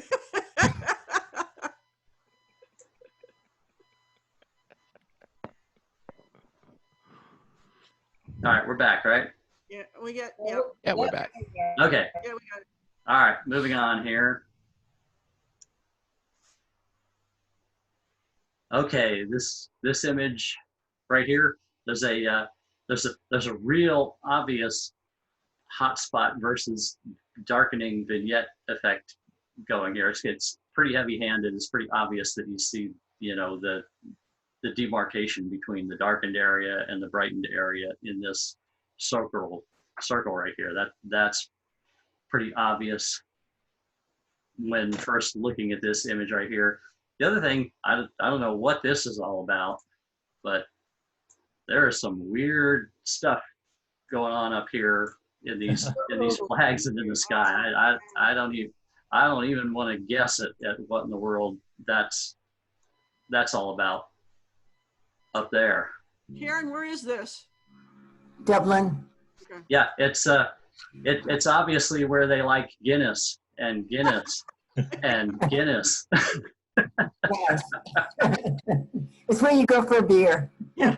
Hey, Jim, the buildings look crooked to me as well. Oh yeah, that's I was also going to show. This is definitely a case for the guided upright tool because you've got these are slanted that way. These are slanted not so much on this side, and then you also have the line of this not parallel to the bottom. Is that because of all the Guinness? Now it is. Because, Yeah. I was drinking Guinness.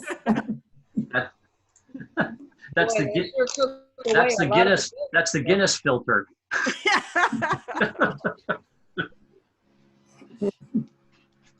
Yeah, put a reverse vignette on that. We would have been able to see that. I don't. Basic. No, I want to go to Detail. not the detail. There it is. That's what I'm looking for. The problem is this isn't symmetrical. It's much more on the top than on the bottom. So kind of doing this is it gonna help it. Is still gonna leave Do a dark spots here. elliptical thingy. That's gonna be more Yeah, that's gonna take time. more appropriate.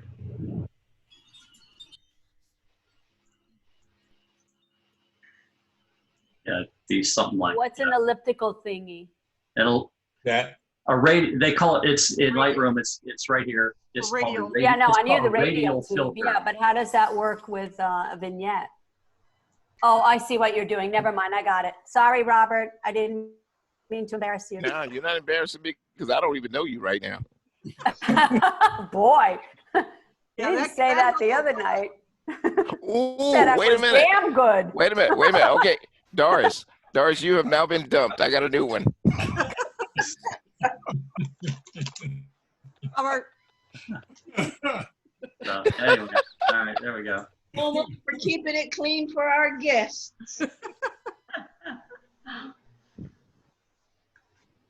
This is this has a really cool look to it. A neat effect, kind of half between realistic and painterly. It looks good.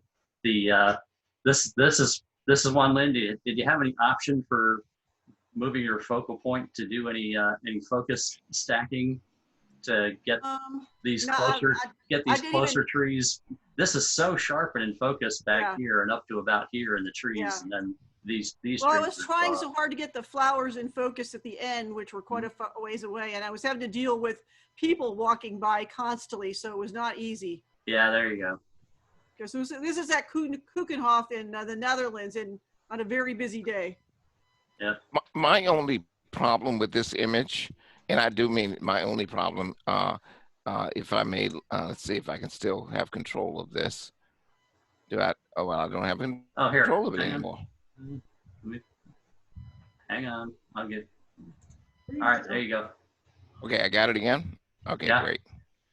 All right, my problem with this is, okay, here we go. Let's see if I can do this. Add more flowers to the left. Yeah, I'm gonna close up that gap. Yeah, yeah. That's what it is. Yeah. So Okay. let's see if I can make this a little piece right here, Okay. and then move that up and close that in. That's all. Just close that gap piece right Okay. there. That's all it would be. Yeah. How did you do that, I think if Robert? you switch it to cloning mode as well, Yeah. it might. Yeah, you're on heel. For heel. Yeah, there. That's better. There. Yeah. Yeah, that makes sense. And that gives me a nicer payoff when I get down to the end of that. Okay. So, yeah, so it pays it off. Yeah. So it looks like an HDR image, is it? No. It's got a lot of nice subtle greens in it. Yeah. Yeah, it's the processing gives it a little bit of that look, but that works well in this one. You know, it's not actual HDR, but the processing kind of takes it in that direction, and it's not a bad thing in this image. Yeah, just wanted to close that gap up a little bit. Okay, we've got the processing in this one. Brought out the the double halos. We've got the positive and the negative halos happening here. You got the close-in white halos followed by the great big black outer halos. You can even see them, Yes. you know, in these lamps here. This processing was real heavy and brought out pretty intensely. Brought out double halos. And my payoff at the end is dark. Right. Right. There's also a little thing peeking on the left side of the image that's breaking up the frame. How about this right here? No, up. Oh, here, yeah. Yeah, there, yeah. That is, yeah, it's part of the architecture, but yeah, I see what you're talking about. The visual breakup. I won't argue with you on that. I just want to know why when I got to my end, that Put a little bit of light on that end, Jim. Let's see it. right. And give me that payoff because Yeah, 'cause that's there's a statue down there. yeah, no, it's a wonderful piece. So when I get there, I want to be able to see that.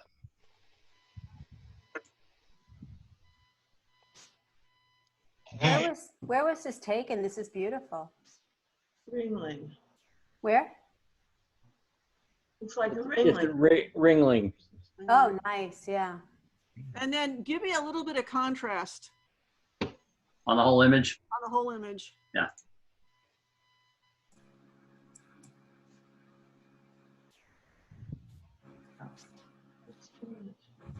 Yeah, you've got it. That gives you a lot more differentiation between the different. Oh my objects. goodness. Oh my goodness. Look at that. It makes it just Oh go. my goodness. Now that's a vanishing point, guys. Oh, that. Oh my goodness. Oh my goodness.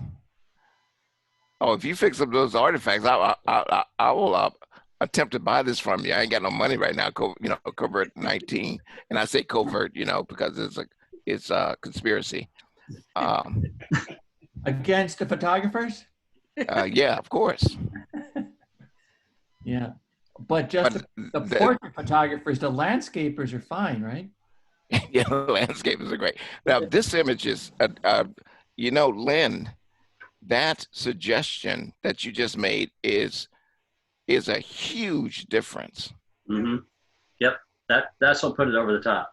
Yeah, that's a huge difference. But he left, so I don't have to give him the compliment. Did I have a focus problem with this one? Hard to tell because it's only 1,000 pixels. Oh, okay. So I don't think there's a focus problem. I think there's a lack of pixels problem because there's the full size image right there. Okay, all right. That was what my problem. I was wondering was there's a focus problem there. Mm-hmm. Yeah, nice. Yeah, nice curves and paths and things going on here, and repetition of shape and form. Yeah. Wow. Speed through the general. General. Okay, Susan, are you still here? I'm not looking at people. I don't think so. I don't have my grid up because I'm working on this. Is Susan still here? No, she's gone. I think she's gone. Okay. Well, this. You can watch the recording. Yeah.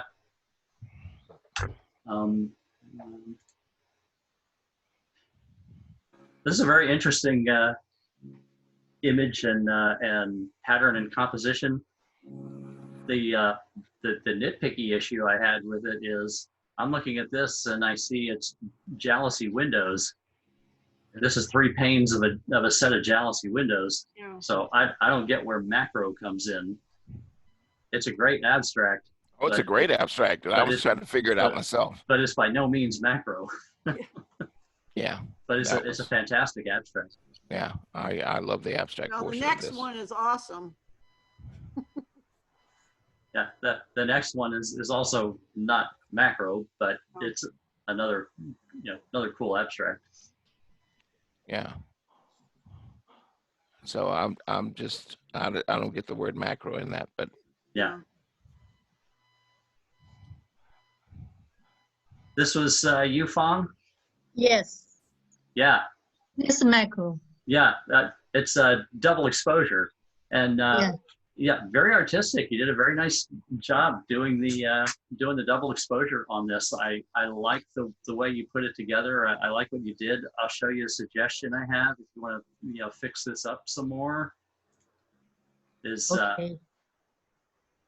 this right here where it's really kind of hot and overexposed on the flower, and then this kind of distracting piece here. Yeah, see the difference? Yeah, how to change it. So I painted in just matching color over the white. Matching color, okay. Yeah, I just painted in matching color over the white Okay, here, matching and just color, okay. eliminated this distracting thing, and it's this is a very nice image. By the way, if we change it to black white in Photoshop, where's the tool? Change black, where's the tool? There's like 20 different ways you can change it to black and white. If you want to do just like what I'm doing right here in Lightroom, it's the letter V on your keyboard. No, Lightroom, I know. Photoshop. How about the Photoshop? Photoshop has, if you want to see it real quick. Yeah.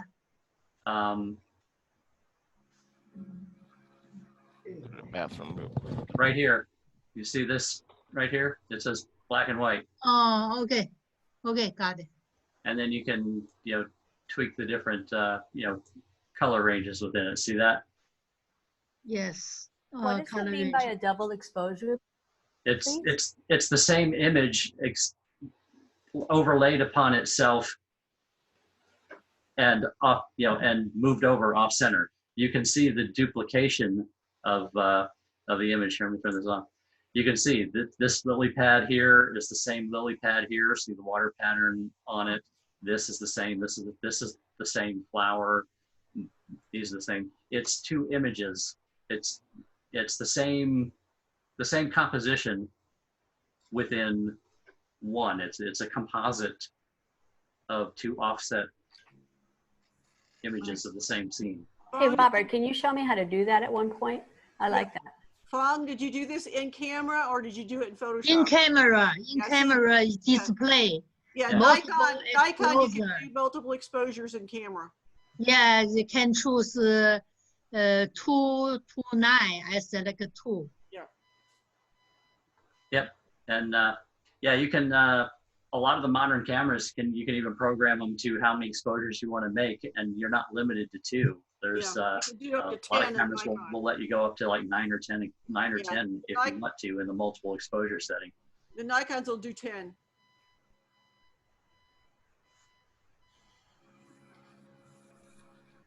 This is a cool shot. Too It's a little bright. bit, kind of a little bit flat in tonality, and there's a lot of white leading up here. Just all I did here was just add some contrast and cut out some of that excess bright sand in the bottom. That's all I did for the suggestion. Anybody else want to go on this one? I love that expression of the two, the eye curve, and it looks like that baby's yelling. Yeah, go back to your crop, Jim, and then give me a little bit more contrast. You got no contrast up. Go up to the contrast slider and go over. Better? You liking that better? Yeah, those guys have a lot more. They have a lot of contrast in their feathers. I haven't seen one in person in a while, so I wasn't sure how far to go with the contrast because I was afraid of overdoing it on them, not knowing how much contrast they actually have in those birds. But you would know better than me for sure. Yeah. You know, if I looked at Could you that, show us the they have camera information? as a limpkin. I never noticed that before, but they kind of look like a limpkin in the feathers. Yeah, Mm-hmm. similar. Can you darken the exposure overall? I think. Yeah, a little bit. Yeah, that's actually better. Yeah. So what's the camera settings on this shot?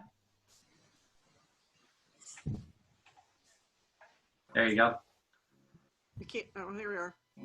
It's ISO 3200, 400 millimeter lens, and shot at f9. Okay. Right. Actually, that's kind of a low shutter speed for birds, but they caught it. Now, on this image, of course, I would see the string going up the dress. Yeah. And yes, and I was going to comment on that too. That's actually part of what makes this image. I love it. That's what I'm saying. I love it. This is obviously in France, and I know the French have a penchant for absurdity, and this is very absurd to begin with, and then this just tops. I just love it. That level of absurdity that's working so well in this image. I love it. That's the icing on the cake right there. I know it. Love it. Absolutely love it. Can you just take the highlights down on this a little bit for me? That's better. A little bit. Yeah, that's good. Mm-hmm. It was just too bright. Doris, you've redeemed yourself. I just absolutely love this photograph. It was crying. Look at those eyebrows. Yeah. Love it. and the tears. Oh, yeah. Smokey Robinson would say those are the tears of a clown. Yeah. Now this lady, is she in her slip? I really don't know. It looked like it, but it didn't look like she had anything on under it. No, the next one. Go to the next one. Yeah, is this even a woman? I don't think that Yeah. is. No, that's a guy. Yeah.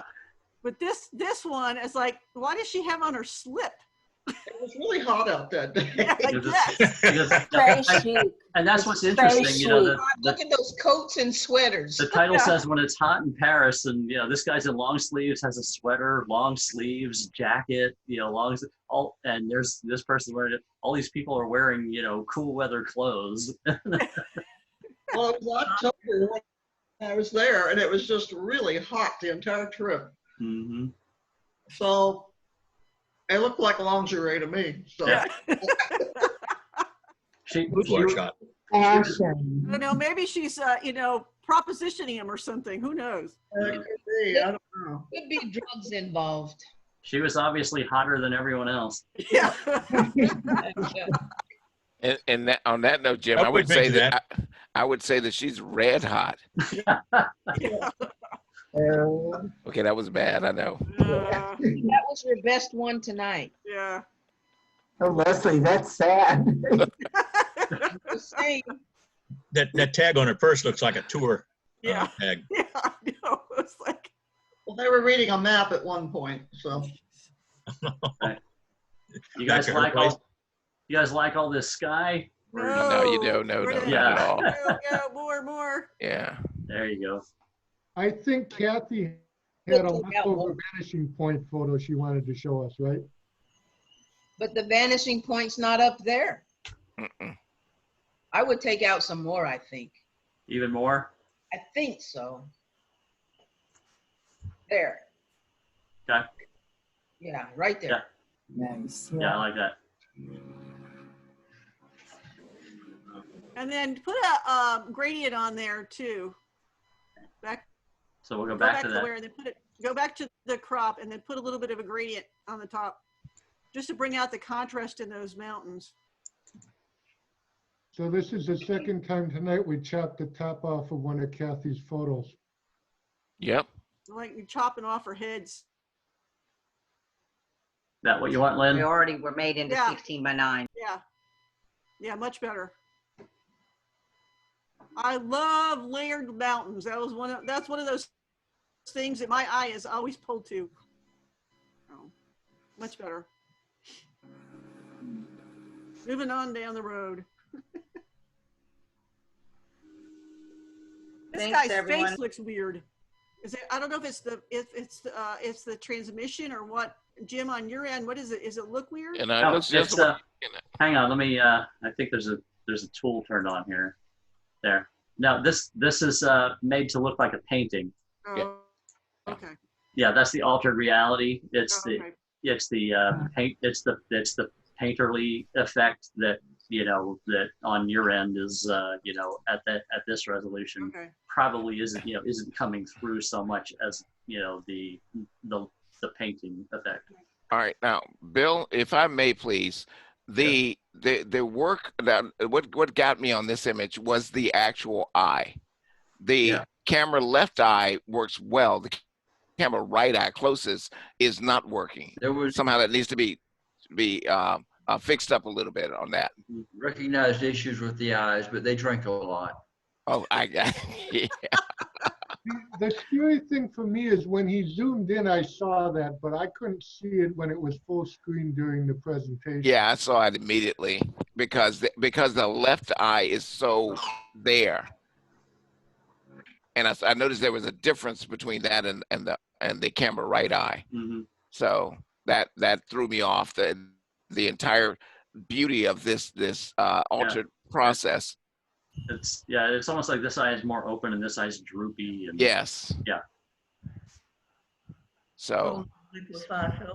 And what caused that? Too much alcohol.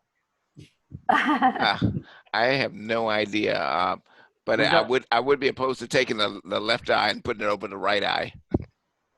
Are you serious? Yeah. Absolutely. You would clone the right eye to the left eye? Yeah, I mean, and I'd reshape it a This little eye bit. right Yeah. here, over to here, and reshape it. Yeah. Holy banana brains. Oh yeah, absolutely.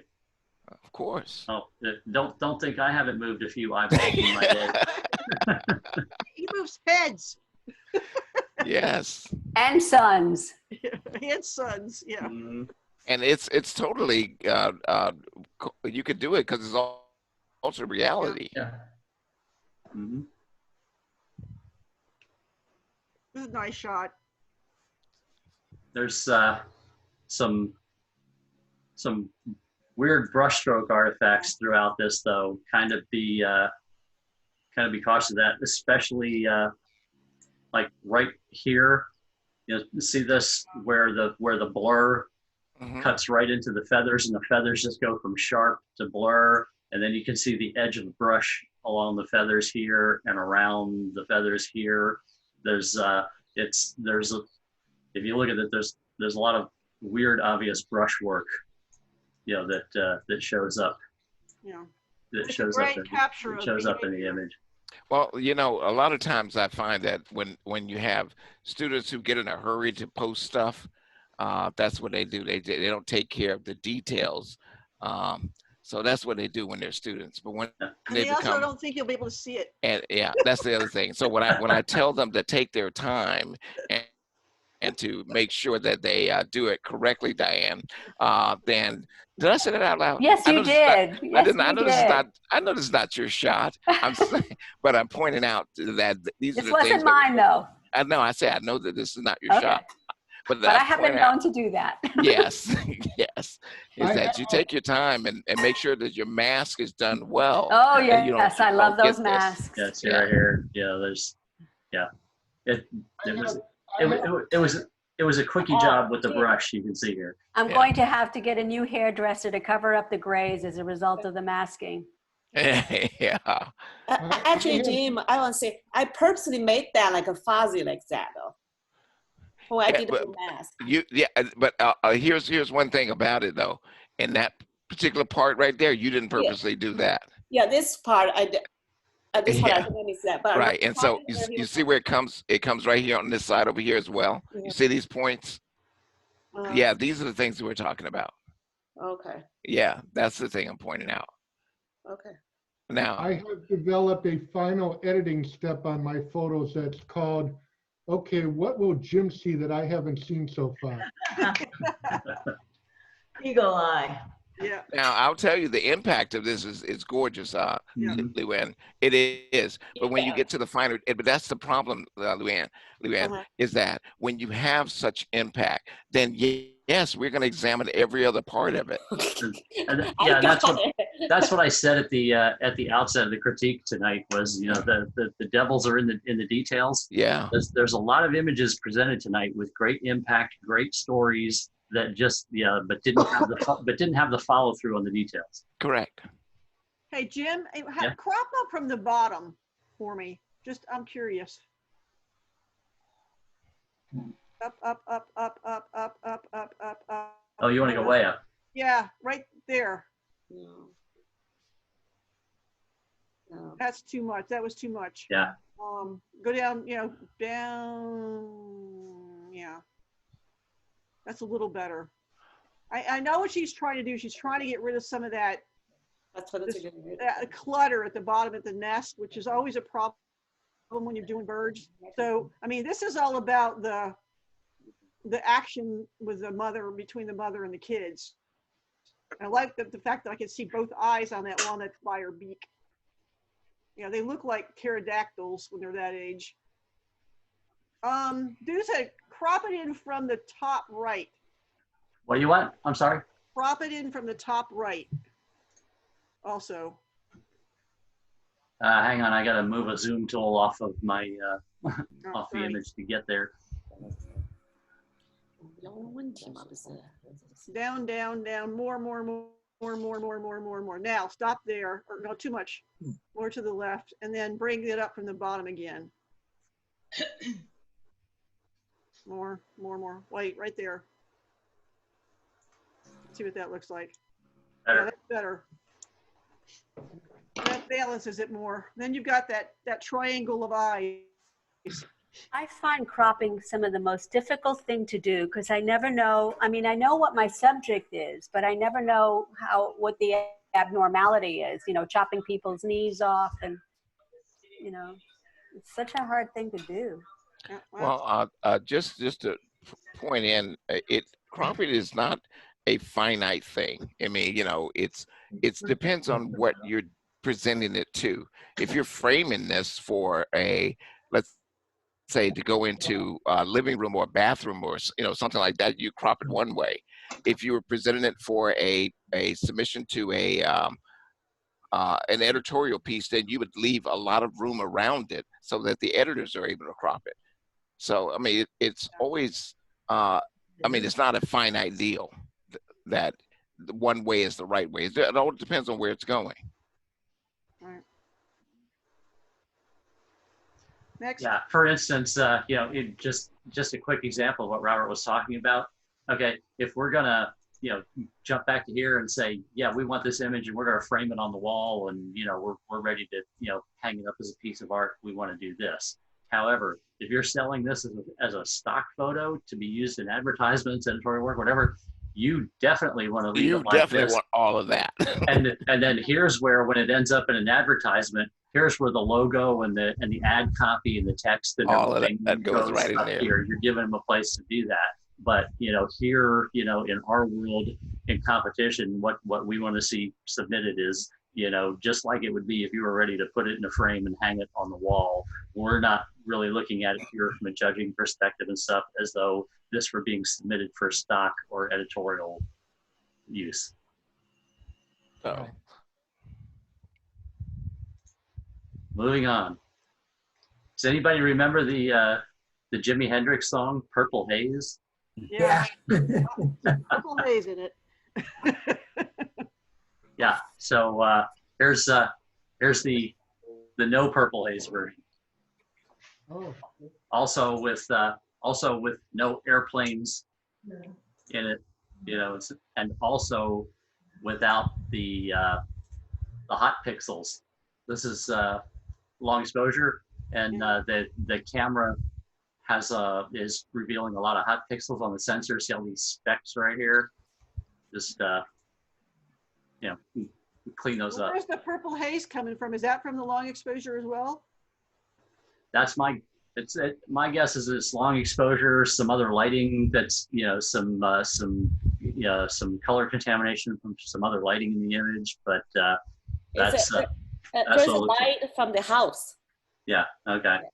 Yeah, something was coming in and producing that, but it's not that it's not that hard to get that out of there. Jim, how did you get rid of the blue and the airplane things? How did I get rid of the airplane?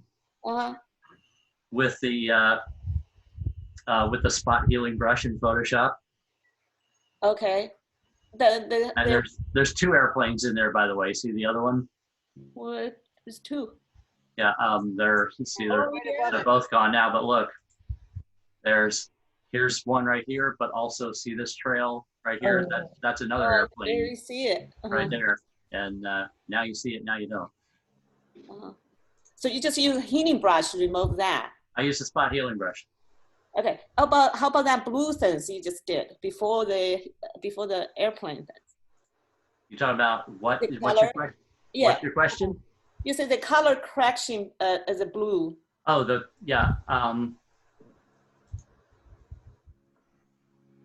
Oh, you go into a hue. Okay. Look at that.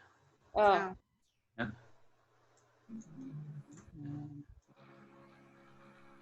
See how easy that was? Okay.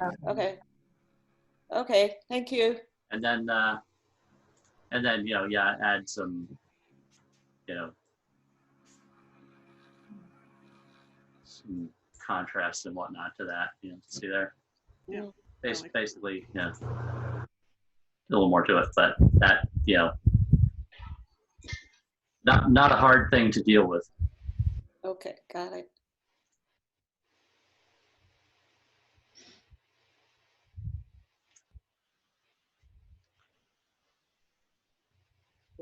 I don't know how big or heavy it was, if it was movable or not, but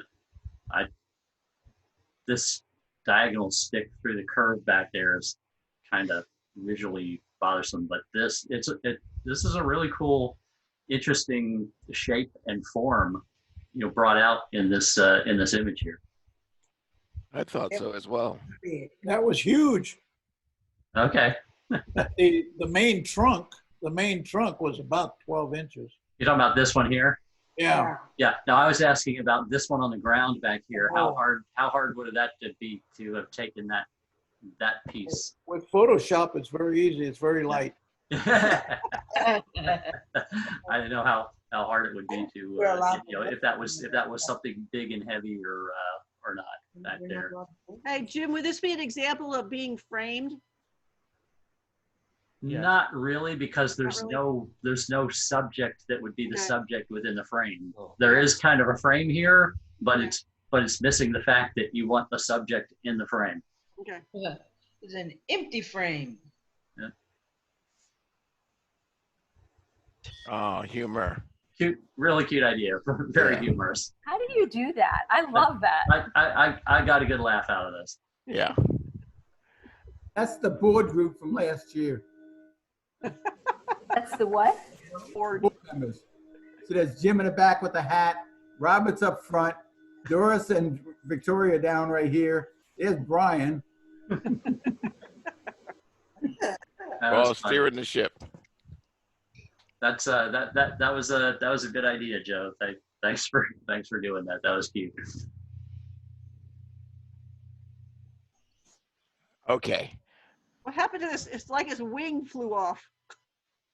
And this is actually, we're looking at an enlargement, by the way. I think, yeah.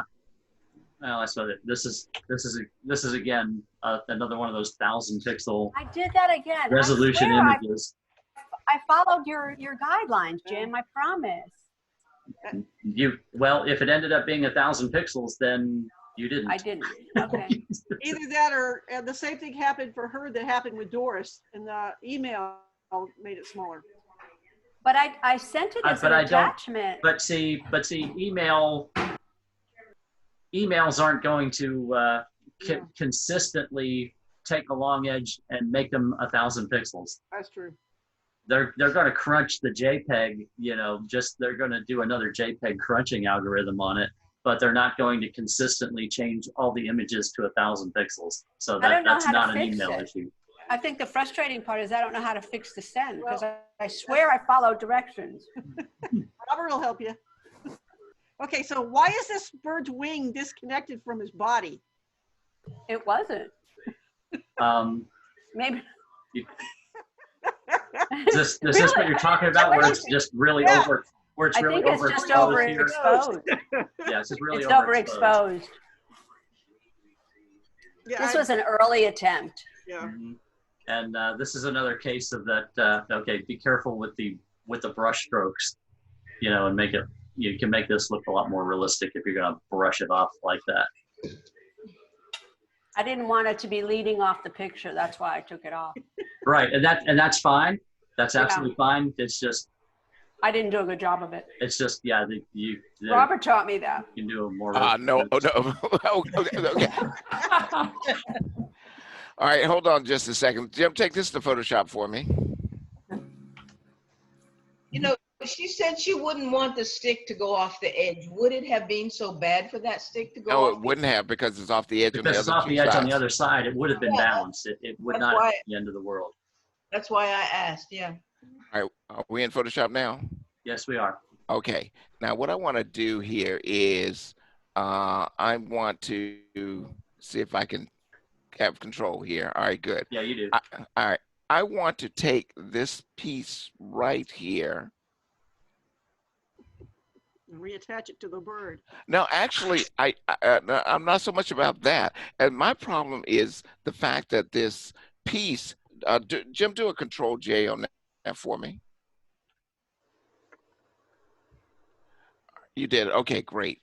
And my problem is that this piece comes into this thing. And if I could just raise that up a little bit, so that I'm not seeing that piece go into it, and I'll come back and then take this piece, and I'll just shut this off for just a second.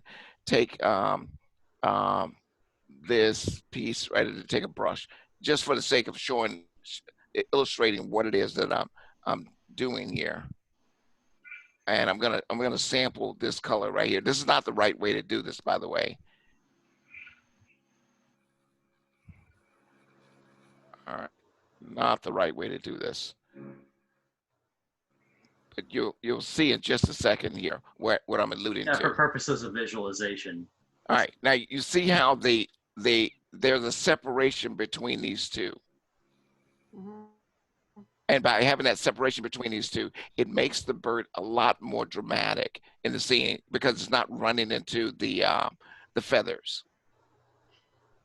Yeah. So that's what I would do to this particular image. That makes sense? Yep. So Lynn, what you were saying was that the wing here is overexposed as well, and that's what makes it look weird. Yeah, it looks like his wing is disconnected from his body. Yeah, I didn't even notice that. Yeah. Cool, thank you. So that's the advice I'd have on that one. Too bad. You know, now just before you leave this, you can close this out. You can close this particular part out. The camera right wing is so beautiful. Yeah. So beautiful. Yeah. I mean, and then to have the left wing, camera left, and just destroying it and also that overexposure is just, I'd find another piece of that bird somewhere and clone that in just to keep in line with what's happening on the camera right side. Almost, you know what? You could almost at the angles that he's at, when his wing is up, you could get rid of that right wing, and it would be fine because you would never know that you couldn't see the other wing wasn't behind him. It's just so beautiful on that side, the colors and the form there. Yeah, you could get rid of that wing that's hanging out in the middle of the air. You'd never know that you got rid of it because they would think the other wing was behind that one. I would think. I mean, somebody that was a bird person would get weird about it, would figure it out. But anybody that was just looking at that, if you took that other piece of wing out, you wouldn't even know that the wing was missing. No.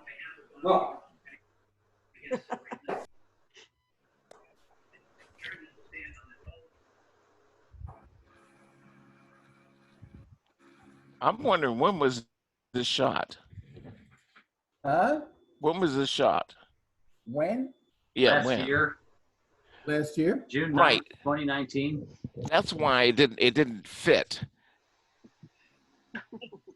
Because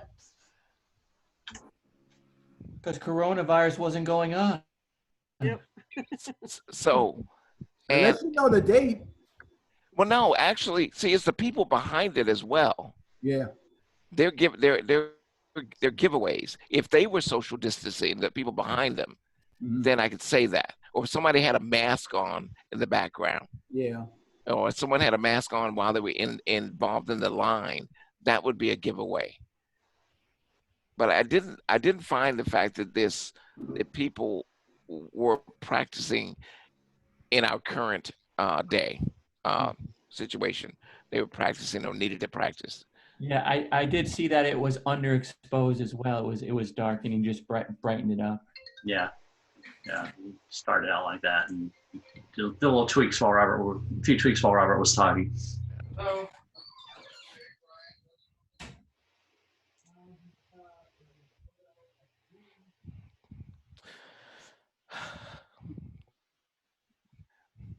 Now, that was a sense of exasperation from me. Was that a small shot too?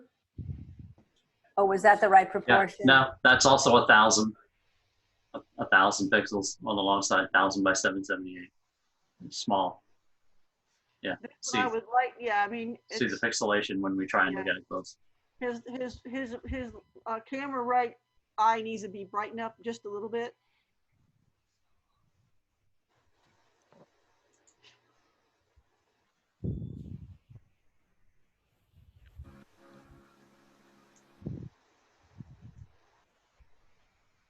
And that thing on his head is a strange color. That's normally what it looks like. But it's almost a little bit too bright too, I think. I don't know, because that on a purple gallinule, it's actually bluish. What kind of bird is that? It's a purple gallinule. They're usually black. When you see them, they're usually black. No, this one's a gallinule. This is a purple gallinule. It's purple and blue and green. It's different. Yeah. It's a juvenile. But I mean, normally they're almost black. No, that's a different one. That's a marsh hen. Oh, okay. It's another kind of gallinule. Oh, okay. Looks like a stone. Yeah, so yeah, just lightening up his eye makes a big difference. Yeah. Yeah, remember the eye's got to be bright so that you look like they're alive. Yeah, good call, Lynn. Would you have put more? Oh, can you go back 2 seconds, Jim? I'm always fighting with texture. Would you have put more texture into the feathers on that or not? No, that's fine. Okay. Tell me Thank why you. you're fighting with texture. Tell me the reason behind what you said. No, I'm not, because I mean, like yesterday we were playing with dodging and burning on that juvenile night heron thingy. And I kind of, you know, after that class, now that I look at that, I kind of wonder whether I should have done some of the same. Well, you need here, to get with Bill. That way Bill will tell you how to do the textures. But it's got to be a dead bird. yeah. If you want real texture, you got to kill them. But yesterday there was a different scenario. So let's compare apples to apples. Here, your focus is really good on these feathers here. So the texture is apparent. Yesterday, your focus was back focused onto the leaves. So the texture was soft on your bird's feathers. So that's the difference between yesterday and today's. Yeah, I understand. Thanks. Sherry? Is Yeah. she still here? Yeah, I'm still here. This is you, right? Yes. I'm jumping in on this one. Okay. The eyes are dreamy. The position of the arm is nice. The hand closest to me mimics the ear. I love it. But the other hand, I got a problem. Okay. It throws it completely off for me. And it's just, there's a bit of, Jim talks about this all the time about hand placement. And I agree that this is what's destroying it for me, is that hand. How do you think the hand should have been? Should have been, I don't know. But right now, the two fingers that are closest together with a big separation between them on that third one. How about right here behind the head? Yeah, that means right here, the other side of the forehead. Yeah. You know, holding the hair, or you know, or this this piece, this fur piece, or whatever back. And have the palm of the hand against the side of the head back here, as opposed to the palm of the hand right into the camera. Because everything's so soft, like Robert's talking about. But then the hand is you know, kind of like a claw and harsh. That's exactly right. Texture and everything. This, you know, it's like everything else is so smooth and fluid, and then that's not. Gotcha. Okay. Posing is the hardest part. Model shoot, so. What'd you say, Sherry? It says it's my first attempt at a model shoot, so. Yeah, posing is the hardest part, Sherry. Can you? She looks blue to me. Can you give her a little bit of warmth? And while Jim is doing that, Sherry, one of the things I want you to make sure of when you start photographing models or talent. Yeah. She was pulled. As I mentioned, is that you will find, I don't care how experienced a model is, or they're not seeing what you're seeing. So anytime something is off, you have to direct. And I think that's where a lot of photographers fall. They fail. They go, I got a really good model. She or he is very pretty or very handsome, and they know how to move. But you still have to direct because they don't see what you see. Yeah, that's true.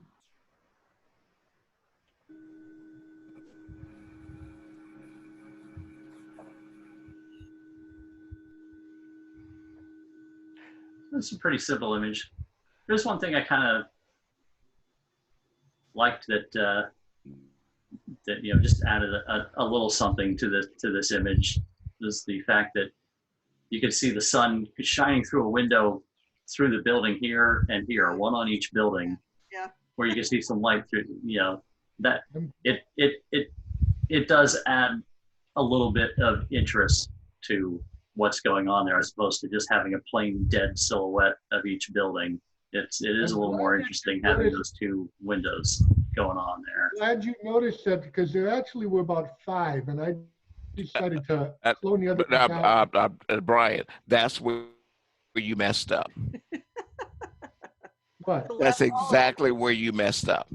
I should have had more? Yes. Really? Yes. Okay. Yeah.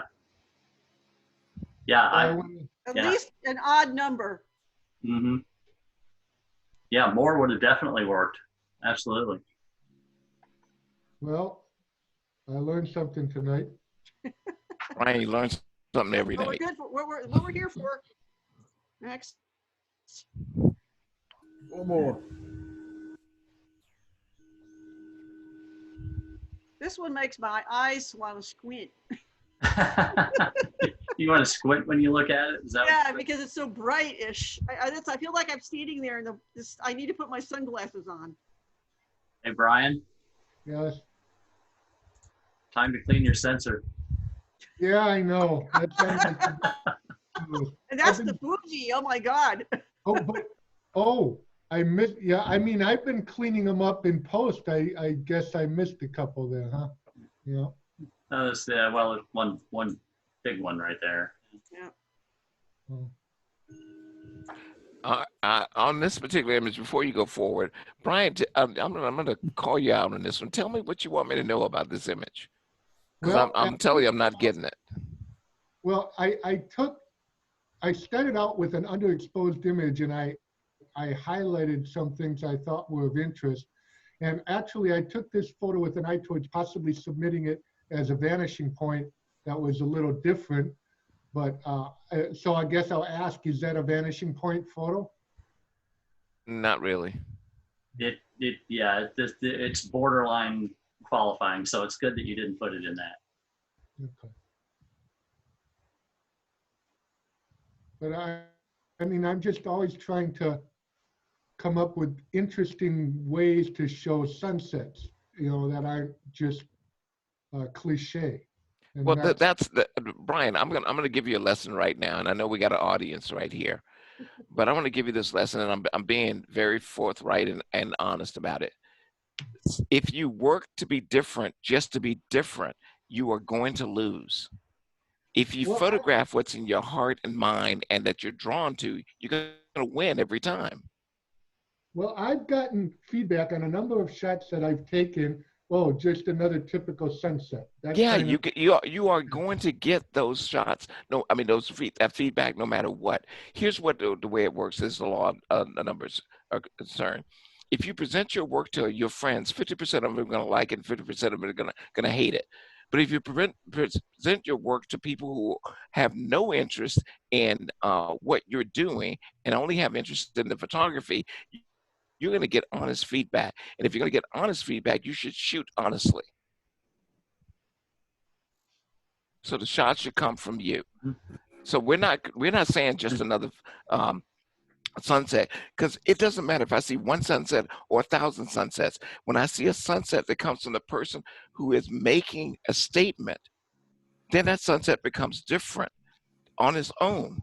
Tonight we've seen 5 different sunsets, and all 5 of them have been different. Well, what I was trying to show in this photo is I mean, this is obviously like for canoes and stuff. This is a boat launch, and you can't really tell because I cleaned it up in the foreground. But I was just trying to show the water leading out to the sun. Yes. You were being obvious about it. So take that same deal. Make sure that you do 5 different exposures on this, and then blend them, so that that sun and that horizon has some really rich color in it. The blue in the water has some really rich color in it, and that hot spots is leading out is not so hot. Then I have to say, you're forcing me to look at this photograph, regardless of if it's a cliche or not.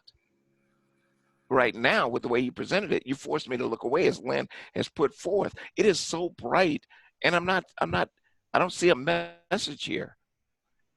And that message is and here's the reason why I'm being harsh on you, Brian, on this one, is because you've turned in some damn great photographs. Yeah. If you had not, then I wouldn't say this. If you took that into Photoshop and made multiple copies of the layer, as layers, and then did like an overlay blend, would that work? Oh yeah, that would work. Yeah, and just while you've been talking in Lightroom, I just took it from here to here. What do you think? Yeah. So you're giving it character. You're telling your story, Brian. Don't ever go after something just to be different. The more different we try to be, the more the same we actually are. All right. Well, that's why I submit photos so I can learn. And I love you too, Brian. I appreciate Can't fault you for that. That's a good thing.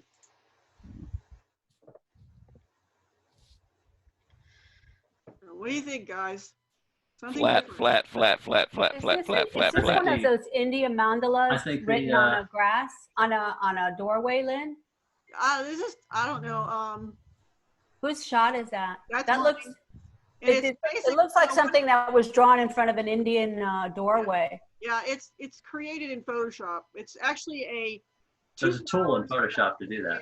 It's a not a tulip, a rosebud, which is the main. It's repeated over and over again in a circle, and then there's a different flower in the center. That's really cool. Yeah, so it's a process I learned this week. Wow. It was just Very flat nice. for me. Yeah. The edges are a little raggedy looking. That's because that's the object. I did a selection in Photoshop, and it probably didn't get it close enough. Yeah. I definitely didn't get it close enough. Yeah, feather those edges. Yeah, it would look cool if that selection were like, just smoothed out. Yeah, I got so excited about making these. I made about 10 of them that I just kept going back and forth and finding something else and doing it. And I was using the object selection tool, which I just learned about this week as well. And so I was just thrilled to death that I could do this really quickly. But that meant I wasn't really paying attention to the edges. I love it now. See, you've added those colors now. They're now popping. There's the original. And oh my goodness. That was just yeah. Yeah, that's really I just got popping. on the tone curve and just push the points on the tone curve. Is this Sylvia? Nice, Sylvia. Did Sylvia leave us? I think she I'm fell here. asleep. Sorry, I was muted. Yeah, I thought that one was really, really nice. That's beautiful. Thank you. That would this would look really nice on canvas, printed on canvas and on the wall. Sylvia? Yes, So sir. I'm going to tell you right now, if you do not make this into a 20 by 30 or larger, you are crazy. Yeah. Ooh, well, I'd like to do that. Sounds like she listened to Jackie last I'm month. the printer guy, huh? This is a Jackie type photo. Oh man, this is gorgeous. Yeah. Thank you. Thank you.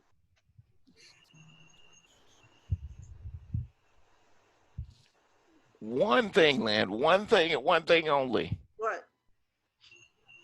That separation upper left. A little bit more. Yes. Yes, I know it's high key, but I need that separation right back there. Yes. Where? Right there. Right there. Yeah. Yes.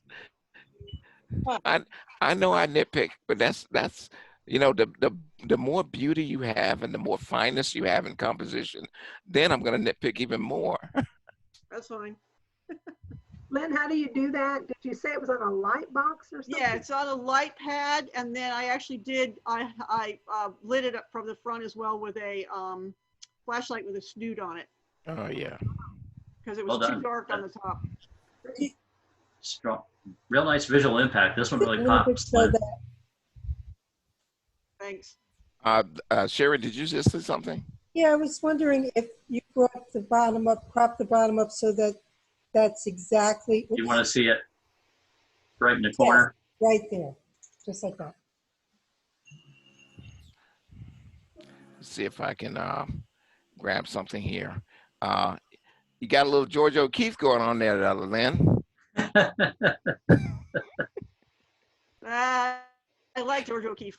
I'm just saying, you got a little George O'Keefe going on right here. I know. That's the center. It's the stamen. Yes, I say you got a little Georgia going on over there. Well, Jim You knows can I love. explain that, or are you just going to keep repeating it?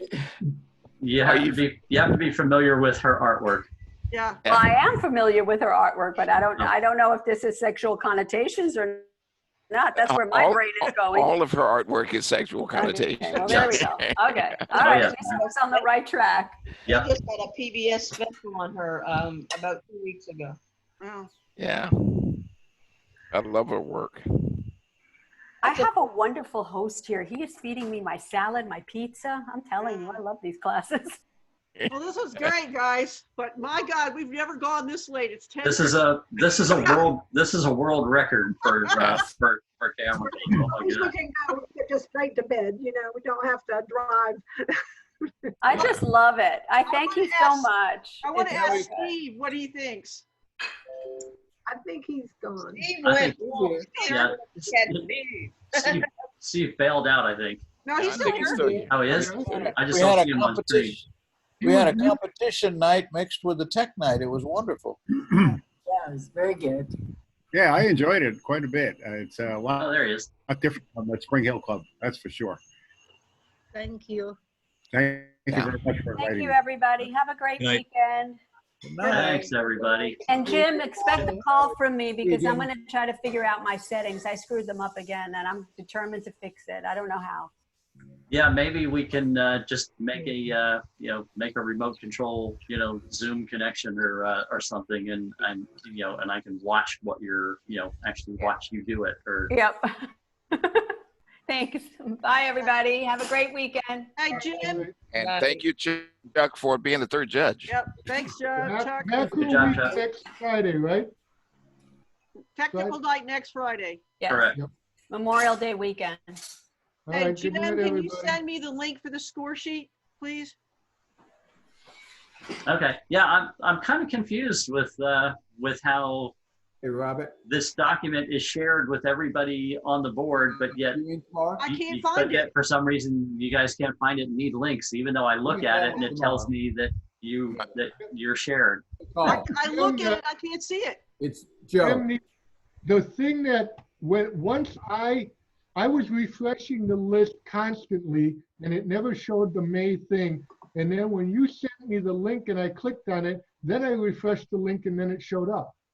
I don't know what's going on with that. Yeah, I'm actually looking at it right now. It says shared with 11 people, and me, Brian looking at S., the whole Doris list and it's not Bowling, here. Joe Pembo, Leon, Lynn, Mike, Robert, Sue, Victoria. What's the title? I was trying to say happy birthday to Helga, but she just clicked out. You guys forgot. No, I told You said told already. you missed it. Yeah, Okay, good. Look in the chat. Chat. So I'm looking at the whole list and I don't see it. it's titled May Competition Score Sheet, No, it's not here. and I'm looking at your name on it as being an editor. But well, let's debug this. I'm going to send it to her and see if the same thing happens to you, Lynn. What happened for me is once I clicked on this link that I just sent you and saw the thing, then I refreshed the list and then it showed up. Joe just sent you a private message. Oh, okay. So now, did you get that link in chat? Yeah, and and it's opens right up, but that doesn't help me Right, when I'm now, looking at it. now go back to the list and refresh the list and see if it shows up for you. Okay.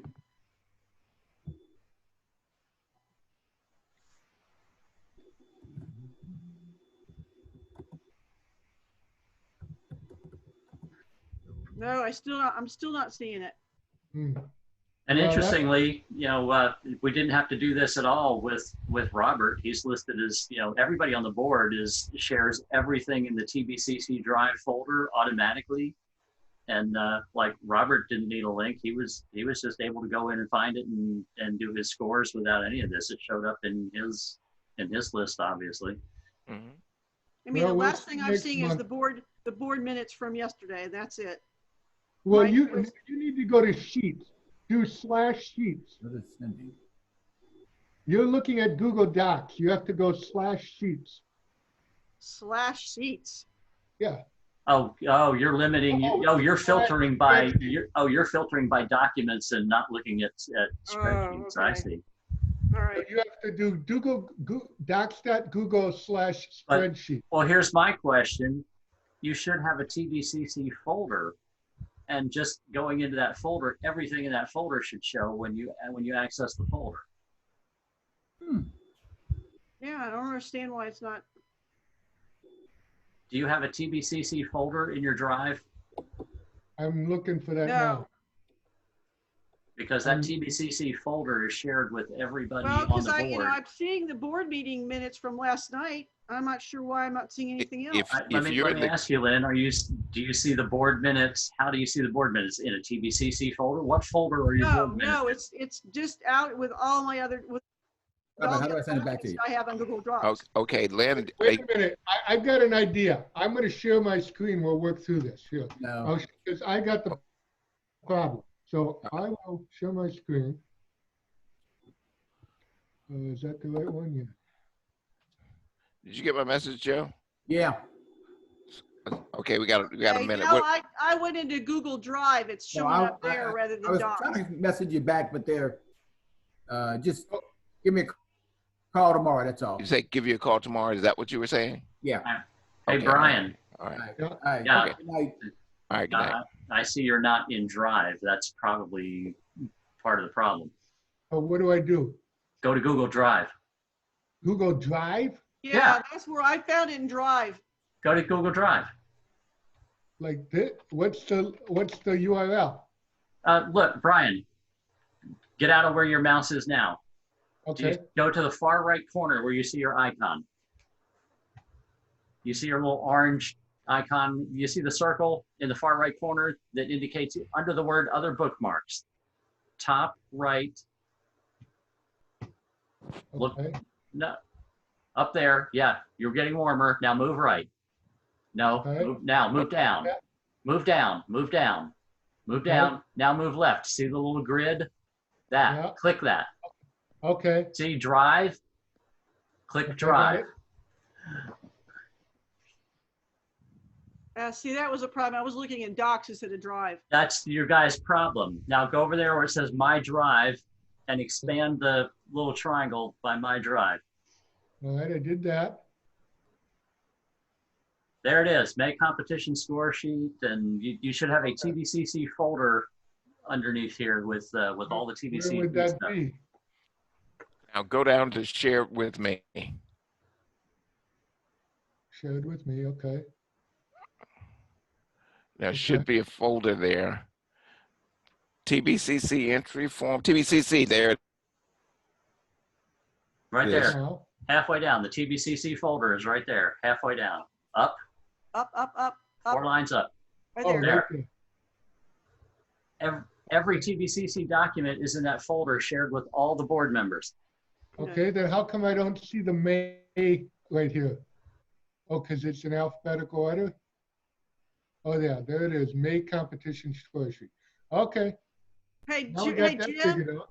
the very first entry on the sheet has no artist on it. Is that Lee? Yes.